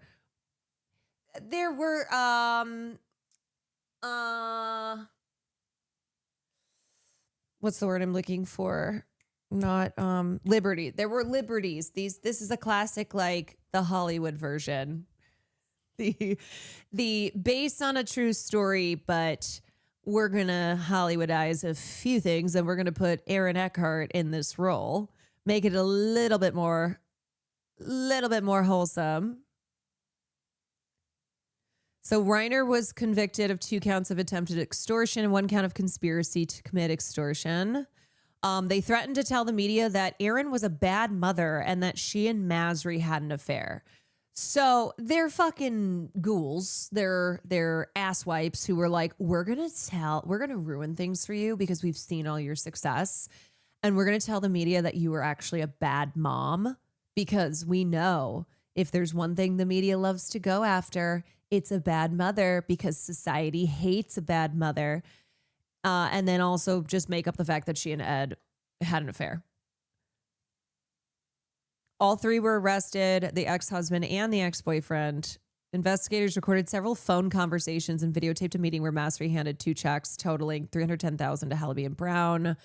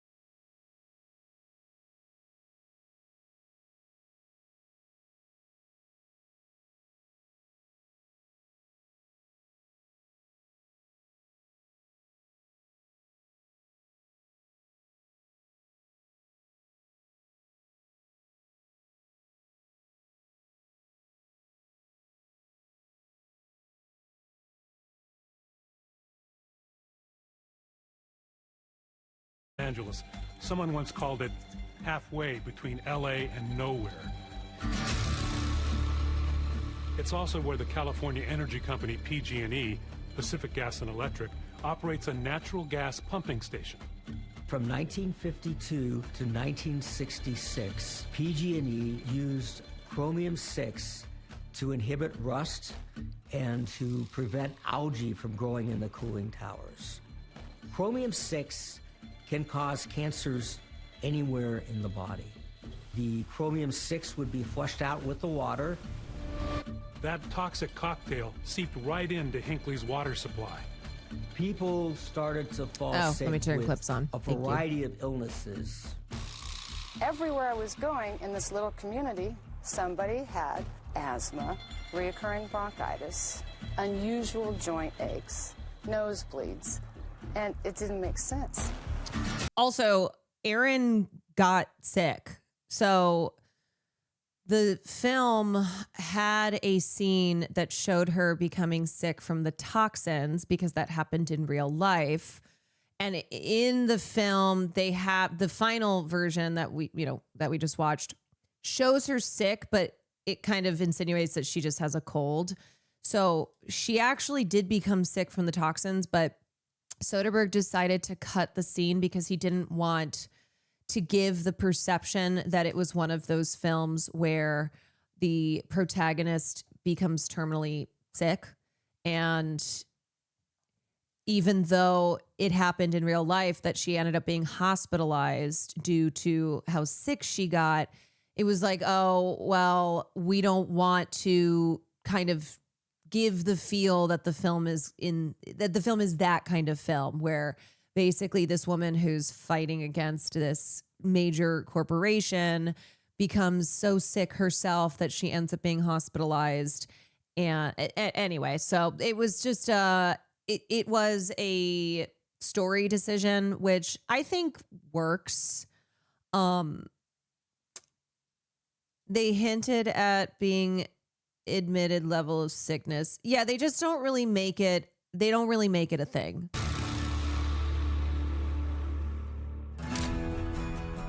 Yeah, she got better because she got sick due to obviously being exposed to the toxins, but it was not to the degree that people who had lived in Hinckley for decades, who then passed on like genetic conditions to their children. So back in the early 90s, before Erin Brockovich becomes a household name, before a multi-million-dollar lawsuit, and before the story of Hinckley gets turned in this major motion picture, Erin was a divorced single mom with 3 kids who dressed as she wanted and talked as she wanted and was unemployed. That was until this fateful event, this same event that director Steven Soderbergh used to open the 2000 film Erin Brockovich. So I had a car wreck in Reno, Nevada, and had a jury trial. That didn't go the way they told me that might go. And I needed a job. And it was Ed Masry, one of the partners at the small Southern California law firm of Masry and Vidito that represented Erin in her case, who gave her a job as a file clerk. Masry was played by Albert Finney in the movie. Look up Silkwood. Yeah. Series. Or not series, film with Meryl Streep where she's investigating issues with safety practices at the plant that she works at, and turns out that she's been exposed to high levels of radiation. I have to open a file. Real estate thing, pro bono. Okay.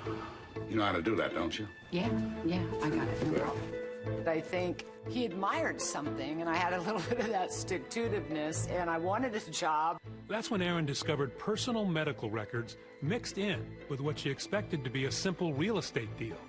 So she began piecing together the stories of residents who were sick. I became curious by what I saw, that there was medical records in there, and I saw it, and I'm like, this blood work looks weird. Those records belonged to Roberta Walker, who first approached the law firm seeking help when she suspected there were problems with her water. Ed Masry says, I'm going to be sending you one of my little colleagues, and she's going to, talk to you about this. Okay. All right.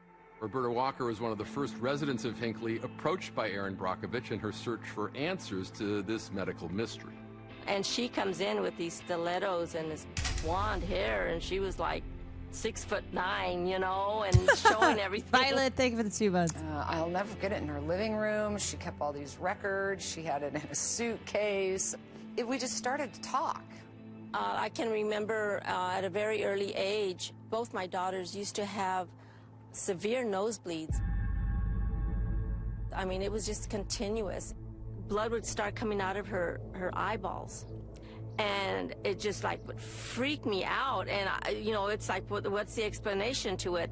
Erin quickly discovered it wasn't just the Walker family that was experiencing health problems. So were their neighbors, dozens of them. You moved out to Hinckley. When would you say these flu-like symptoms first started? I want to say, well, immediately. They suspected us of child abuse.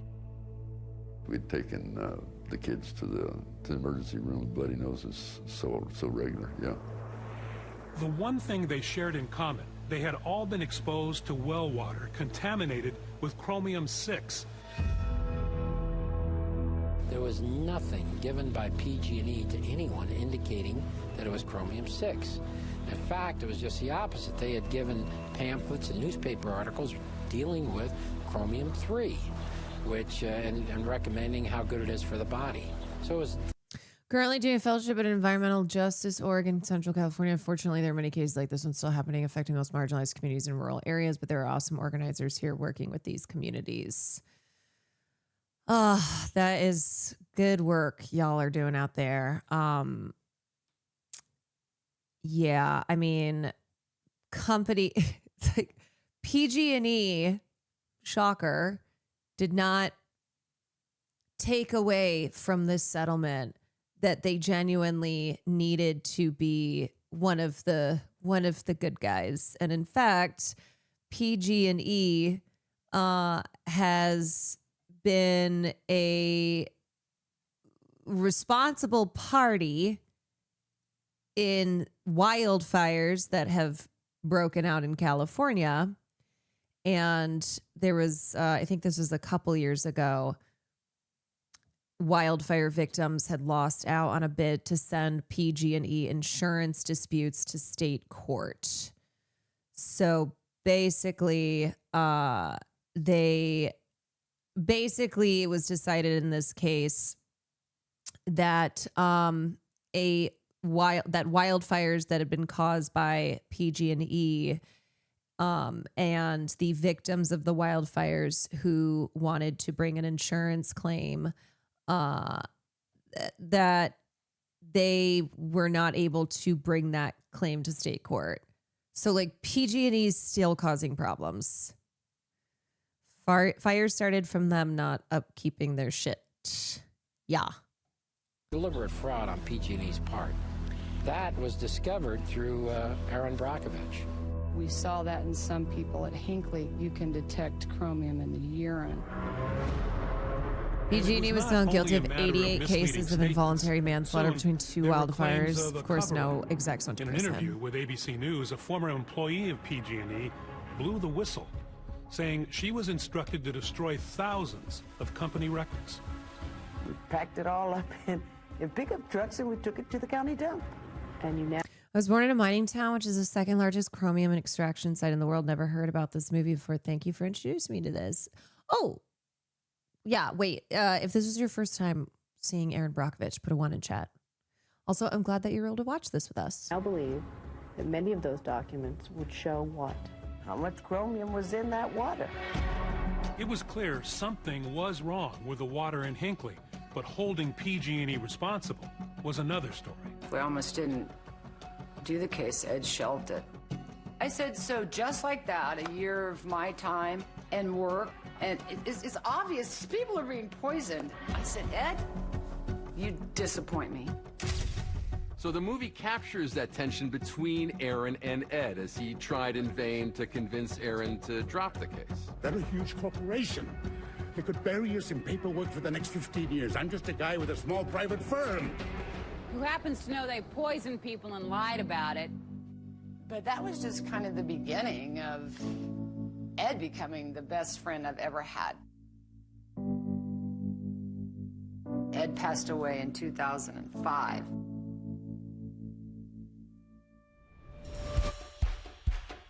lawsuit was filed late 1992. 600. Group 10 miles from the San Bruno gas pipeline explosion in 2010 caused by PG&E's negligence. I remember it was mid-afternoon and the smoke was so intense it made the sky look like sunset. Yet 2010. Notice all of these other instances of PG&E polluting the environment, causing disasters like wildfires happening after this case. Plaintiffs, and I believe it settled late 1996.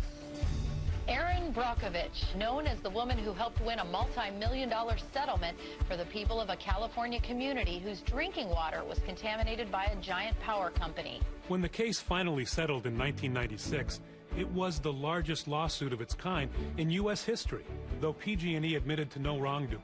It resulted in a verdict that was record-setting at the time. $333 million for the 600-plus community residents. So as for Erin, Ed Masry awarded her with a bonus of $2.5 million. And the story might have ended right there with the big Hinckley settlement. But Erin Brockovich, the passionate advocate for clean water, was about to become Erin Brockovich, the Hollywood film. And the road to that happening was as unexpected as anything. I have this great idea for a movie. It's about this woman who helped all these people that were poisoned in this small town in California. It's a big deal to have someone's life story in your hands. Okay, so let's watch Julia Roberts winning her first and only Academy Award for playing. So the nominees for Best Performance by an Actress. Oh, God, I forgot it's Kevin Spacey who presents. Oh, my God, jump scare. I'm sorry. Excuse me. Kevin Spacey, who presents because he had recently won for American Beauty. He presents the Best Actress nominees in 2001. So scary. Ooh. When she was dating, Julia Roberts dating I forgot she dated Ben Bratt. Oh my God. Pretty big. This is a pretty big deal because Ellen Burstyn gave one of the most haunting, devastating performances of all time in Requiem for a Dream. It's still one of the most critically lauded performances. And Ellen Burstyn was already an Oscar winner, so she was quite beloved by the Academy.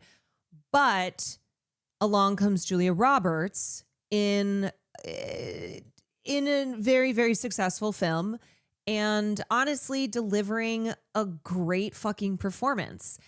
And this was after a decade of doing rom-coms where she really made her name and established her stardom. But Erin Brockovich showed off her range. And I think, too, what Julia had going for her is the fact that she was the younger starlet, which a lot of times when it comes down to Best Actress, you have the older, more established, maybe has already won awards in the past actress, one who's very beloved by the industry and well-respected, and then the younger starlet. So in this case, they went with, I'm going to tell you right now, spoilers, she blanks, and she meant to thank Erin Brockovich. She totally blanks. And so then when she's backstage, because they always bring the winners and bring them backstage, she freaked out and was like, oh my God, oh my God, oh my God. I can't believe I didn't honor Erin Brockovich. Like, obviously, without her, blah, blah, blah, blah, blah. But Erin was at full frontal. I think it was full frontal, actually. I love that she says, I love the world. I love the world. Okay, here is Erin Brockovich talking about data centers. Modern Oscars would have cut her off 30 seconds in. Still a shorter speech than that of Adrian Brody's. Bipartisan. I normally ring a bell when that happens. Take the state of Texas, for example. It has at least 464 data centers listed, the second most in the country. The local communities there say that skyrocketing electricity costs, water usage, and noise pollution far outweigh any benefits that were promised by the developers. And it has become a major issue in the state's Senate race. Here's what a few voters told MS Now reporter Josh Einiger. Question is, are data centers going to flip this Senate seat? Absolutely, yes, 100%. You're willing at this point to forego basically every conservative issue and let the Senate fall into the hands of Democrats if that's what it takes to kill data centers? Yep. My entire community is going to break rank. People are just realize they're being sold out. They're being sold out to Wall Street. They're being sold out to Silicon Valley, and they're mad. I mean, we're losing our food, our land, and our water because of big tech. And yeah, Democrats looking at this like, you know, it would be a good strategy for us to really oppose big tech and their ever-growing power, but we don't think we will. Starting to rise up. This is the most cross-partisan issue I've ever seen in my life. You know what? Josh Einiger, MS Now senior transportation and aviation reporter, joins us now. I will. Tell us more about what you heard from the community. I mean, right there, the woman said, we're all going to break rank. Break rank. You know, they weren't really promised much of anything. All of a sudden, these data centers started arriving. And, you know, it's not really clear what the benefits are. No one's actually presented any potential benefits to these folks. What they've gotten is higher electricity bills. We talked to one lady whose bill tripled per month, you know, $200 to $600 per month. They have noise all across their neighborhood if they live too close to one of these places.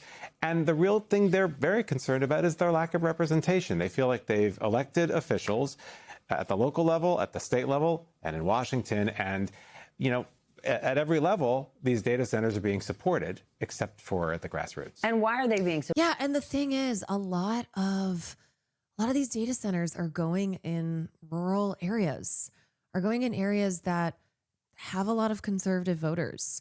Same with like how, same with like the destruction of public lands and how the Trump administration has just been handing out contracts for mining companies to come in and just destroy these public lands. A lot of these public lands are in rural, very red areas. Supported because these cities and states want to have the data centers there because so many of them are in opportunity zones. So the developers aren't even paying big taxes. No, they're not. They're not. Look, I mean, let's be clear. These things need to be somewhere. You know, we all have these devices. We all use AI and we're in the cloud. Oh, no. Sir, fuck you. No, they absolutely do not. Okay. Oh, they need to be somewhere? Great. Put them in Jeff Bezos' neighborhood. Put them in Peter Thiel's neighborhood. Put them in Sam Altman's neighborhood. Why don't you build them next to these tech billionaires? Why don't you put them in the neighborhoods of these rich AI bros who are pushing this idea that AI is necessary and it is the future? Also, I'm sorry, holding up your phone and saying these are necessary, that's not the same thing as AI. Holding up your phone and being like, well, we all use these. We all use AI. It's like, first of all, not all of us use AI. Okay? Not all of us use AI. And it's not actually just in the air. They are computers that have to be somewhere, right? It's cheap. There's open land. And a lot of these states, this is a... No, see, bro is coming from a starting point of these data centers are a necessity because the proliferation of this technology, thereby requiring more and more data centers to be running 24/7, is a necessity. So the problem is trying to figure out where they're going to go. He's not seeing the problem starting with the forcing of these of AI and data centers as a necessity to society. And these are initiatives that are supported explicitly by the president.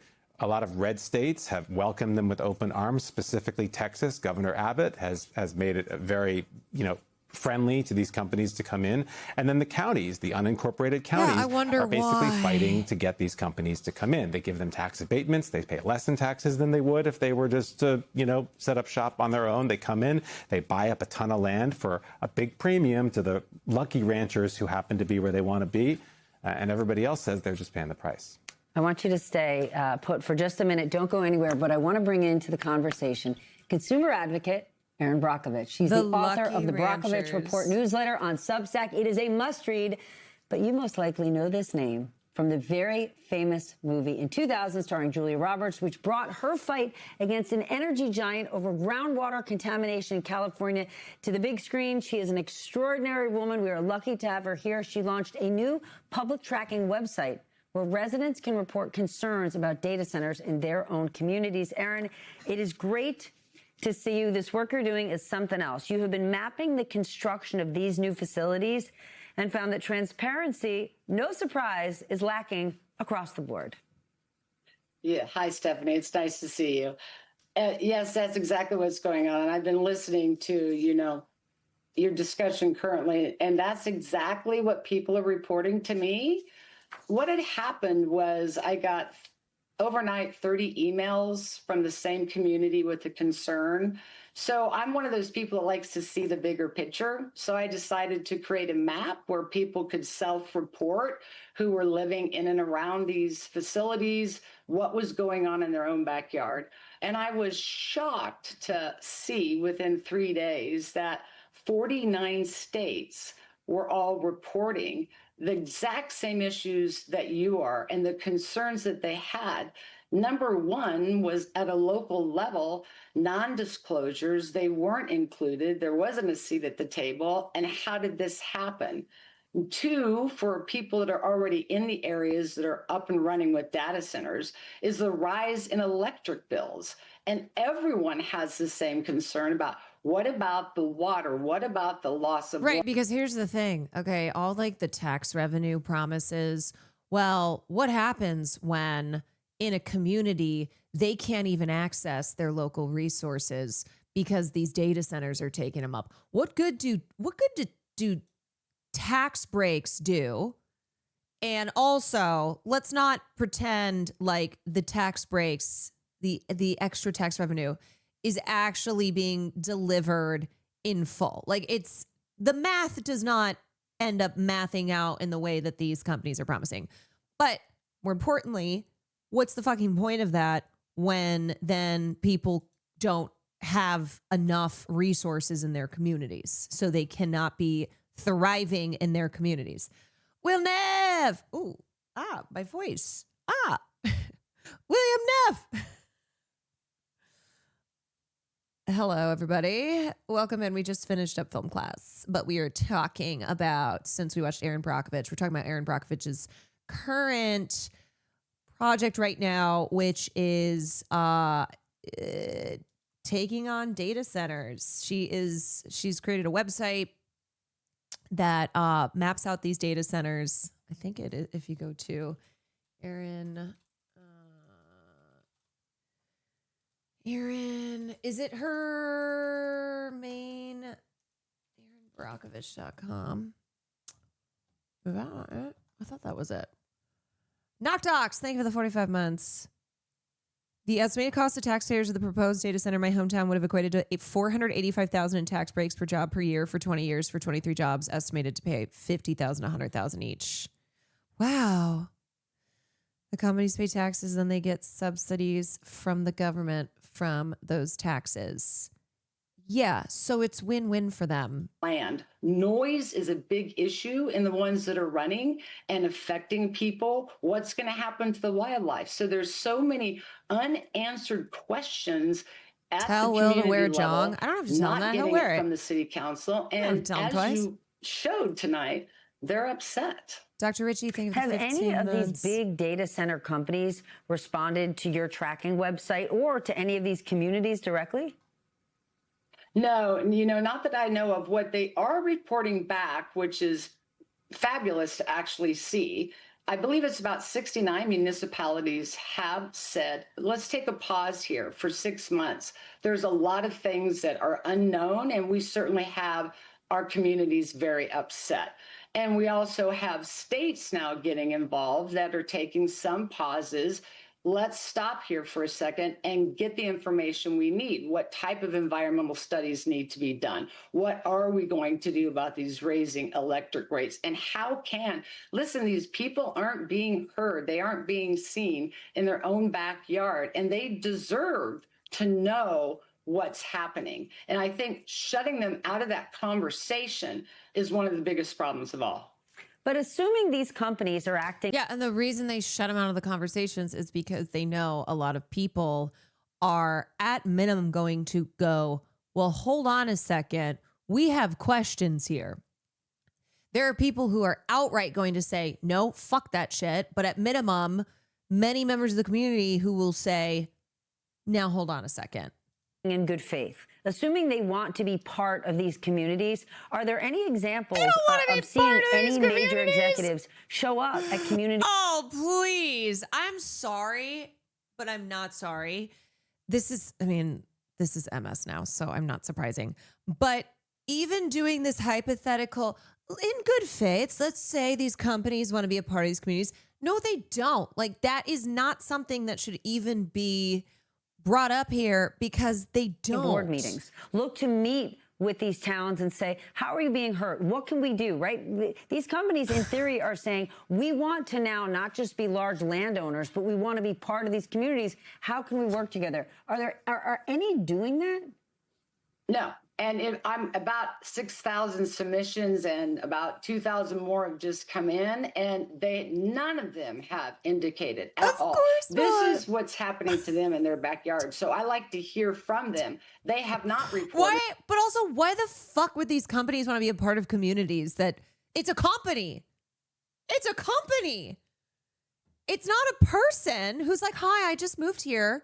Hi, I'm looking to meet my neighbors. Looking to really get involved in the community. That there's been any contact that, hey, let's talk about this. Other than I have heard that farmers and people are being approached to buy the land, but no conversation beyond that. Yeah, I'm here with a big fat Publishers Clearinghouse check that I could buy your land. Okay, but isn't that crazy? Let's just think if I was moving next door to you, I'd come over with an apple pie, right? So they're saying, I'm this big, massive data center. Yes, I'd like to cut you a check because I want your land. But Erin, the next door neighbor, she can go fish. Have any companies responded to your reporting? So there's an organization called the Data Center Coalition, which is sort of like the lobbying arm that represents a lot of the companies behind these businesses. And we've been talking to them for the last couple of weeks. When it came time to respond to us for today, we have not yet gotten an official response. I will say, Steph, that there's been a move in the last, recent past. I think they've realized that the toothpaste is sort of out of the tube here, that they have a terrible reputation. They've kind of realized what's going on. The president had an event a couple of months ago with the heads of various tech companies where they signed a pledge that they're going to create their own energy. And we saw, they doing that? Well, the ones that exist now, no, right? But the ones that are in development now, we saw two. I mean, I can't tell you how big these places were. I mean, there's not a lens wide enough to shoot how big these things are that are. I'm sorry. We're talking about Trump, who has made it very clear that he does not want to regulate these companies, that he is like, no, they should have no guardrails. And he has passed orders or shut down legislation by signaling that he is it's Donald fucking Trump. He is 1,000% on the side of these AI companies. What are we talking about? They try to make regulating AI companies illegal. But part of them, one of them had, in fact, that's drone video there. In the background, in the shot just before that, you saw sort of a black expanse, which looked to us like a solar array, right? There's another one that we saw that is building out, further building out a natural gas refinery that's sort of attached to the data center.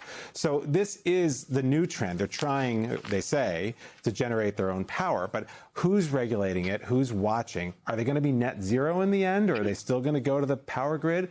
these are the big question here is there's no transparency. No one knows what's going on who actually lives there. And that is why the people we talk to, they're fed up and they're willing to vote for sort of anyone who might solve the problem. There's not a lens wide enough to shoot. Aaron, what are you hoping? Also, here's one of the problems.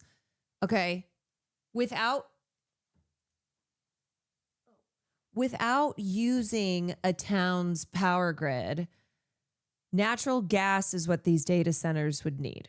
But in order to meet the current turbine demand, suppliers have said it will take like 7 years. So this whole, well, these companies now are pledging to produce their own power. The rate at which these data centers are going up or being proposed is only increasing, which then is obviously creating a huge need for natural gas supply, which then will not happen. And also that's just more toxins to achieve with this website. Why are you doing this? It's just it's a place for self-reporting. You know, people everywhere don't always have a place where they can go self-report. And when these communities get involved in these actions, oftentimes they don't feel they're supported at all. But when they come to the map and they see so many people are reporting, they can see the statistics that we're pulling out based on what the people are telling us is happening in their backyard. They almost feel like somewhat relieved. I'm not alone in this. And it's very obvious. You know, we all can kind of get stuck in our own little area. I'm not kidding. They tried to get a nearby town to approve a data center claiming they would generate power using hydrogen battery technology that literally does not exist. Or bubble, and not always thinking that this is affecting everyone else. So for them to be able to self-report what's happening in their backyard and see that they are far from alone in this issue is the whole country. And so that gives them some support. We're monitoring it. We're taking in information. We're learning. And it helps the communities to be able to see they're not alone in this. And I'm stunned at the number of reports that continue to come in. But I'm even more shocked that it is an absolute consistent concern, whether it's up and running, whether it's proposed, or whether it's under construction, is at the local level, NDA, left in the dark, not included in the conversation, and they're extraordinarily worried about their property loss, the diminution of property value. What about our water? What about these raising electric bills? What about our wildlife? What about everything? And so that's why we continue to allow them to have a place to come self-report. We will learn from them, and then from there, we can help get information back to them. They can begin to network with each other, and they're becoming a very strong coalition. Yeah. So that is what Aaron Brockovich is up to these days. As a welder has repaired heat exchangers for different plants in Utah, I worry more about the radiation and toxins that will come from data centers. I have a feeling it might be worse than power plants, but we don't know because venture capitalists bypass public info by negotiating with municipalities. Yeah. And that's what she's talking about here too, where people are asking questions that they are being denied the real answers to, and reports get buried and information gets sealed, and basically, hi, I was surprised you. Oh, that's right. Oh.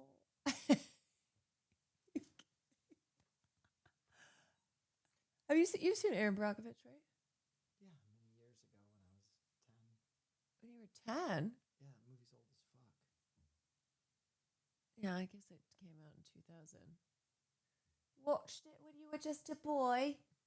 Just a wee little boy. A wee little boy. By the way, we have 2 episodes of no, we have 1 episode of Widow's Bay. You are What? Oh, Farley, come on. Did you take him for a walk before? No. Oh, Oh, I didn't walk him because you said you were going to walk him before. It's fine. It's fine. Just okay. Yeah, that's why he's being annoying. He just goes, "Come on, boy, let's go, TT."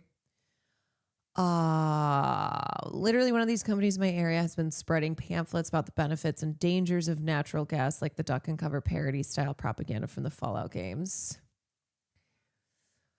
They've been spreading pamphlets about the benefits and dangers of natural gas. They're trying to seem as if they're like, no, look, we're aware of it all. Will had fun tonight on stream. This better not be him. I am. Real shit.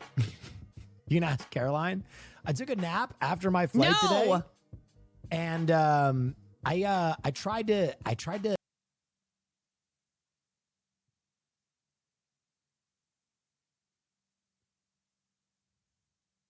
I don't know. It must have gotten muted. It's probably because it's an extreme violation of TOS. Oh, man. Wow, that's crazy. Wow. a tortured, exhausted sleep. Synamophilia? That might be it. Yeah. No, I don't want to hear this at all. This is just him explaining how he talked about it on a podcast. Yeah, I'm sure he talked about it on Fearand as well. Yeah, no, he definitely talked about it on the podcast for sure. Yep. Mm-hmm. Yeah. Yep. I don't know who has it worse, me or Christian. I feel like probably Christian. Christian's also always catching strays. The big one they're proposing is Utah would put off the heat equivalent of 23 atomic bombs. Isn't that Kevin O'Leary's? And he's in a fight right now. Utah data center. Yeah. Utah's governor just tightened the rules for Kevin O'Leary's giant AI data center. Kevin O'Leary is fighting Utahns? I don't know. After a massive data center project backed by Shark Tank investor Kevin O'Leary outraged many Utah residents, the governor is issuing new parameters around its development. I feel like Utah residents are well within their right. You know what? You know what people should get to do who live in communities where people like Kevin O'Leary are trying to build massive data centers? They should get to enact mob justice, you know? It's like, that's fine. You can build this data center, but then we legally get to come after you with our pitchforks. Lake Tahoe got data centers that kicked them off their grid and onto another.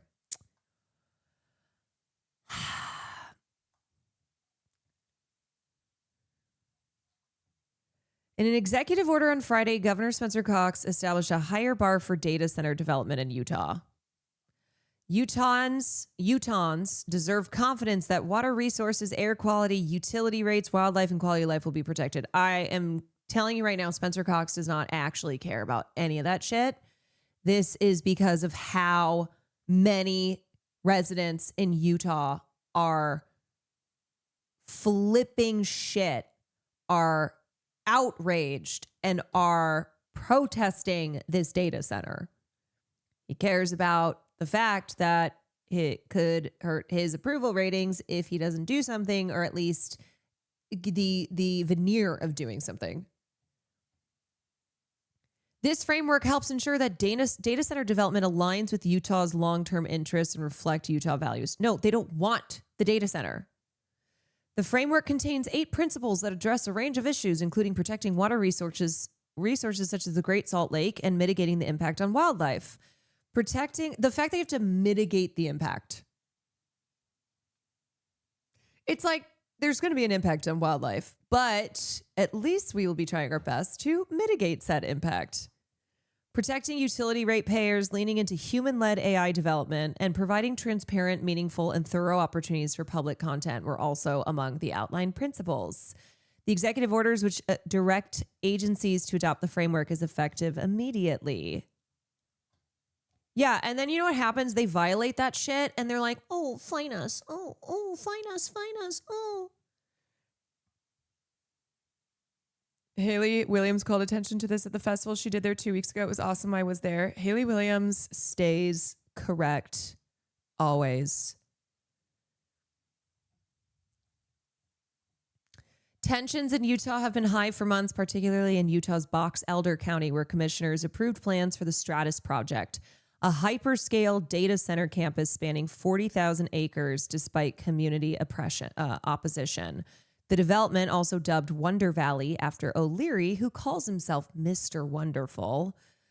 This guy fucking sucks. Could reach 9 gigawatts of power when all is said and done. 40,000 acres. Many residents have fiercely opposed the development, crowding local city council meetings and circulating petitions. Recently, some critics protested the data center outside the Utah state capitol. He is a human taint. Yeah. Hands, bananas, David 27, Dr. Ritchie, thank you. While supporters say the data center will create jobs, oh, they always say that, and spur economic growth. Opponents are concerned about its environmental impact, noise levels, air quality, traffic, and the overall quality of life for nearby residents. Also, what fucking jobs? Isn't the whole point of AI, as said by a lot of the people who create this technology and other business executives and CEOs, is that it will require humans to do less? Which, if you read between the lines, requires less human labor. It's always the lie about creating jobs. Yeah, most of the jobs are literally security and are contracted out to existing local security companies, creating virtually no jobs. Right. It's like, hey, do you already work in security and would you like to have a different job in security? Then great.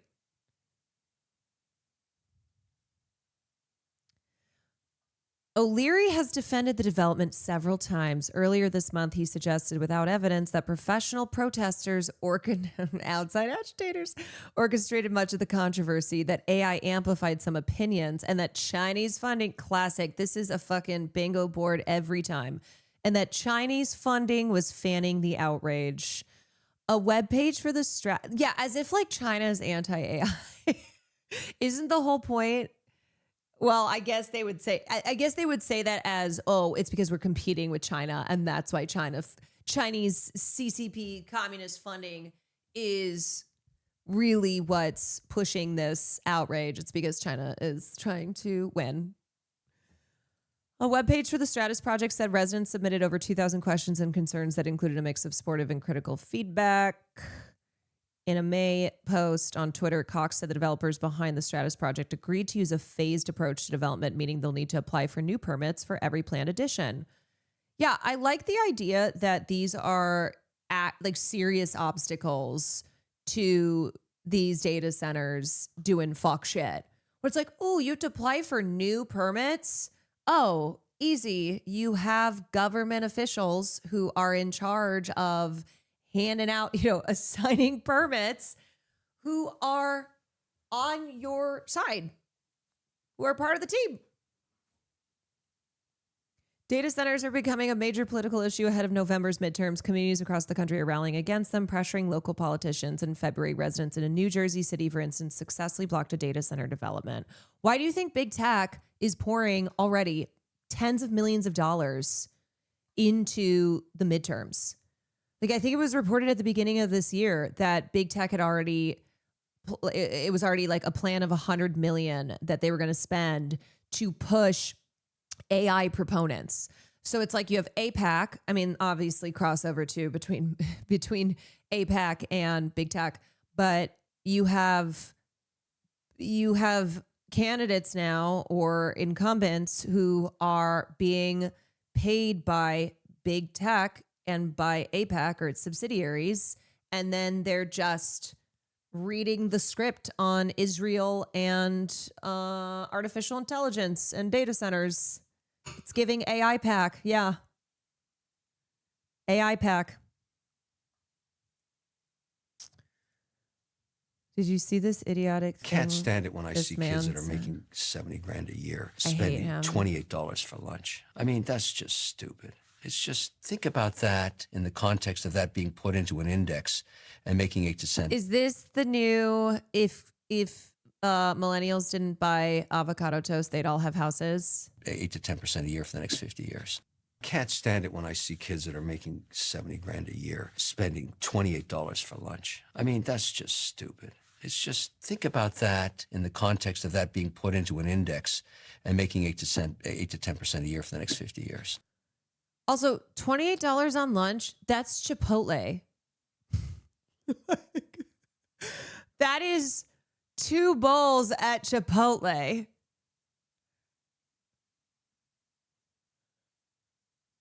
Bro, his restaurants cost so much more. I fucking hate Kevin O'Leary so much. Everything that comes out of this man's mouth. He just has such a punchable face.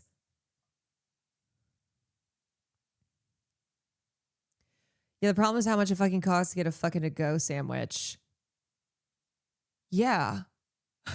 So he's basically saying, also, $70,000 is more than a lot of people make. But of course, to Kevin O'Leary, $70,000 is a penny. He's like, these poors, which, yeah, $70,000 living in New York City isn't going to get you as far as $70,000 living in, Oklahoma. But that also is showing how much could a banana cost, Michael? $10? Yeah, to him, that's minimum age when that's double minimum wage. Yeah, 70 in the first 10 years post-college, I never made $70,000. If I was making $70,000, I would have been like, living the dream. I still managed with what I was making to buy lunch. Does he know how much normal lunches cost? He is a fucking freak ass billionaire.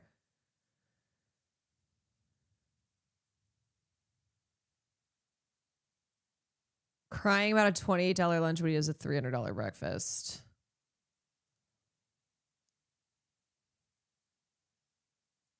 Oh. Fast food is 20. I mean, shit's expensive. Yep.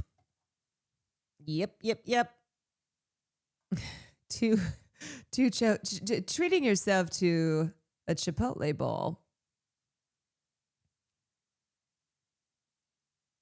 Guy who just bought his 3rd mega yacht. Yeah, man, you just got to spend less money on lunch to live like me.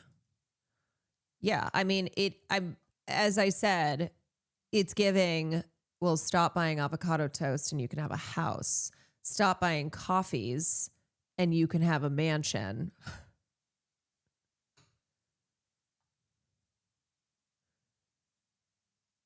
I hope the chef that cooks him lunch is milking the hell out of his rich dumbass. You know that Kevin O'Leary does not pay people fairly. Then he will turn around, go on CNBC and be like, why are young people not buying Chipotle or Sweet Greens as much? Yeah, Kevin O'Leary really does take both the positions where he's like, why is somebody who's only making $70,000 a year spending $28 on lunch? And then going, well, why aren't you spending Why isn't anybody buying anything? Why aren't they buying sweet green salads?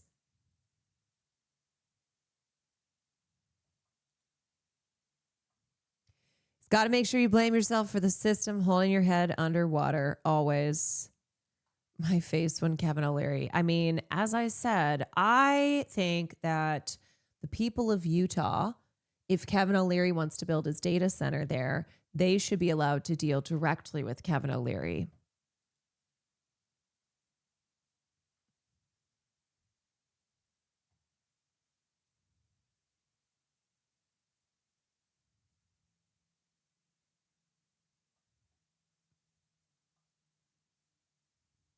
Sweet Greens is the worst name. What was the thing with the Sweet Greens owner?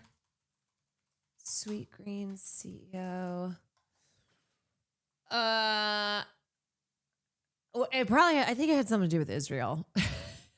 Yeah.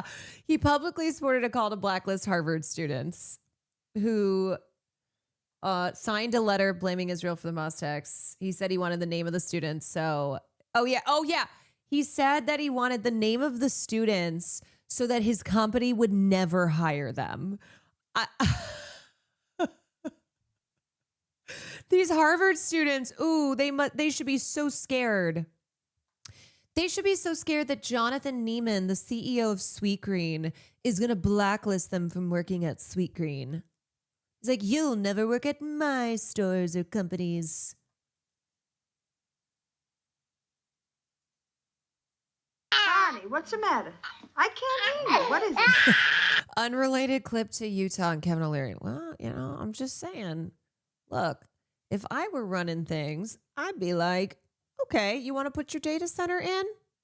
Sure, but you got to go in front of the people whose community you want to put the data center in. Connie, talk louder. The baby's crying. Dude, I can't understand. And I didn't see nothing. Yeah, Connie.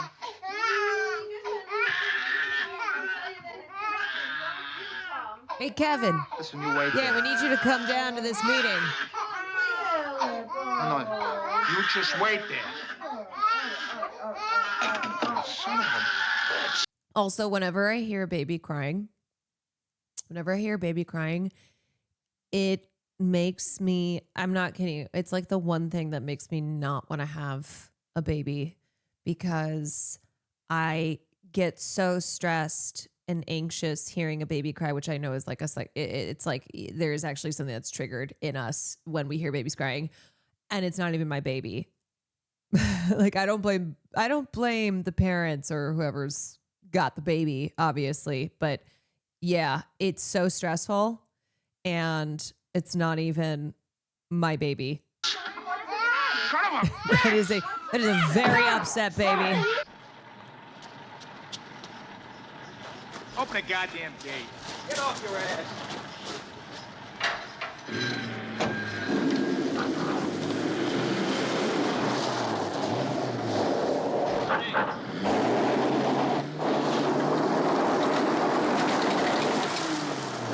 It's a very iconic scene. Sonny, honey, come on. Get out of here. Go after him. And I know it gets better. But do parents just learn to tune it out? I don't know.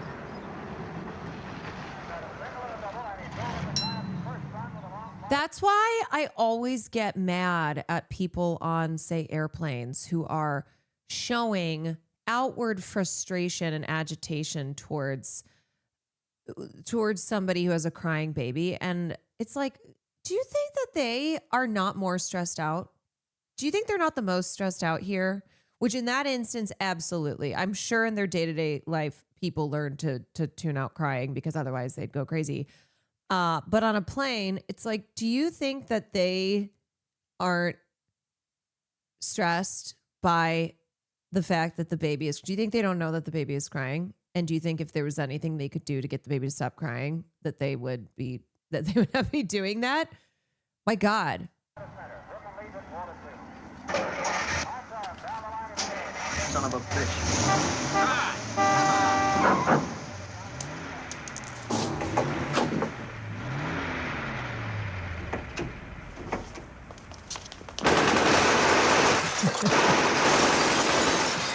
Hey, Kevin, here's what we think of your data center.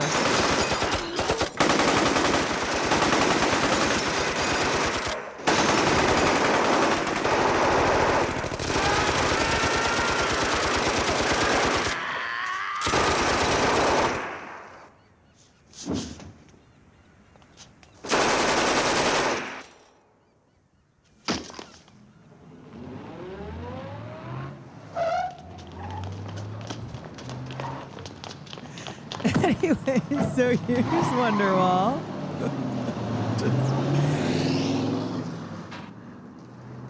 Just a few more shots. Yeah, totally unrelated clip. And obviously that's jokes and parody. Had he more tolerance for the baby, that wouldn't have happened. Yeah. All right, y'all. I think that is probably going to be it for me. I'm sorry again about the lack of cooking stream. Tomorrow I am actually filming an episode of a podcast. Should I say what podcast I'm doing?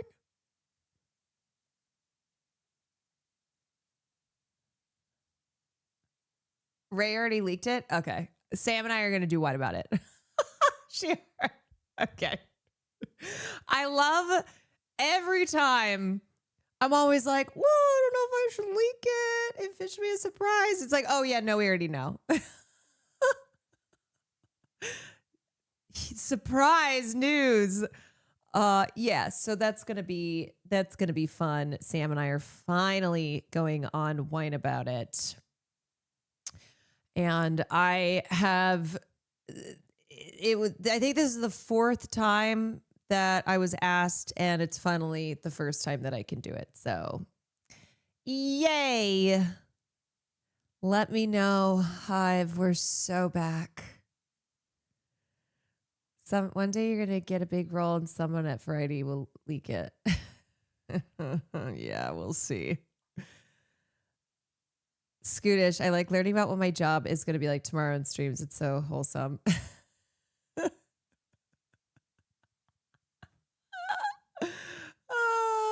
I don't really think there's anything I can leak. Used to think I was Kara Leak, but nah, I'm usually the last person to say something. Apricot, thank you for the 43 months. What else do I have coming up this week? It's not this week, but I'm debating if I go to New York with the Fearand boys because Christian is going and he was tempting me by saying we could go see shows. So I don't know. I don't know yet, but I do think I have been desperately needing to see some theater. Plus, it would be fun to do some content in New York. So those are the two. Those are the two main draws. I'm like, my soul needs to be filled with theater. And also, I would like to do some IRL content because I haven't done it in a while. I've been doing a lot of desktop streams. So it would be cool to go to New York and be able to do some stuff. Plus, maybe I can finally meet Pomps and Jen if I were to go to New York, which would be cool because I would really love to link up with them. So this is one of those things where I'm like, I don't know if I want to do that because then I got to go to Chicago for my sister's engagement party. But I also need to. I've been a little unmotivated lately. I feel like in May I kind of fell off the track that I was on, where I was making content outside of Twitch and I was like reaching out to people and setting up collabs, and then I just kind of, I don't know. I think I was getting really exhausted by stuff, and so I've just been doing my streams, which is all good and fine, but yeah, it happens. That's the ups and the downs. Yeah, I think it was related to feeling like all these leftists are just fighting with each other constantly, and so I don't know, the kind of spirit of collabing in me felt very unspirited. It didn't really. I was like, I don't really know if I want to be reaching out. I don't know. Girl, you're doing incredible, perhaps historically important. I don't know about that. That's very kind. Work on stream right now. I don't know about that, but I hope I can just do some good. That's it. I try and keep it relatively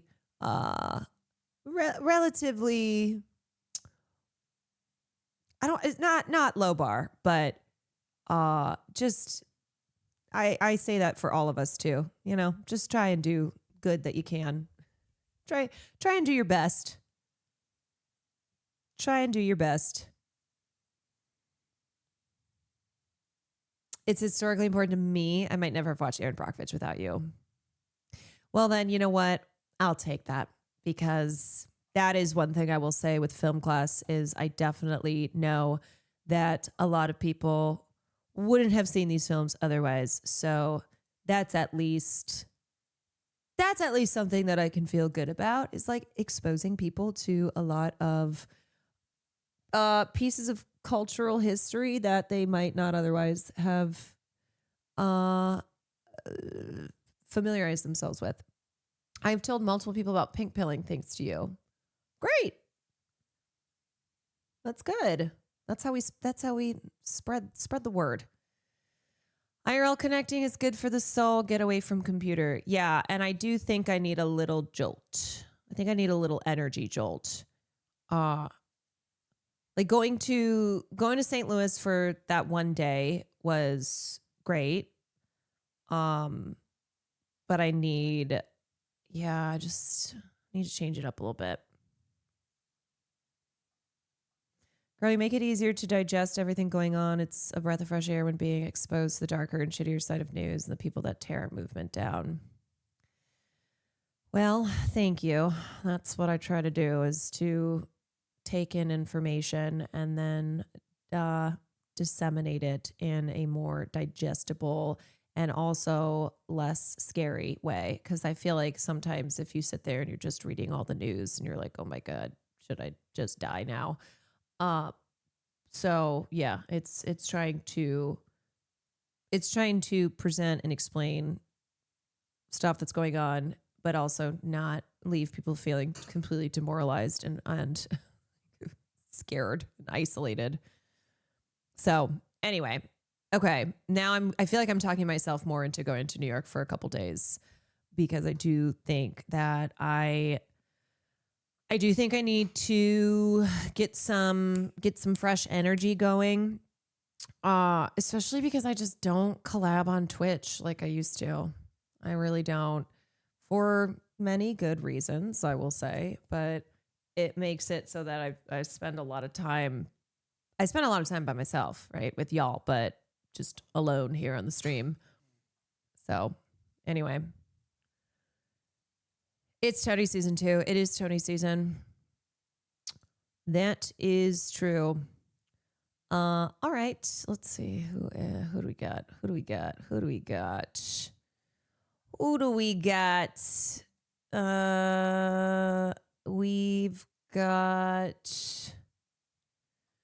We've got Mafia Jakes. So I'll start spreading the news. I'm leaving today. Can we bribe you with subs to go? No, I think it's more of no. I think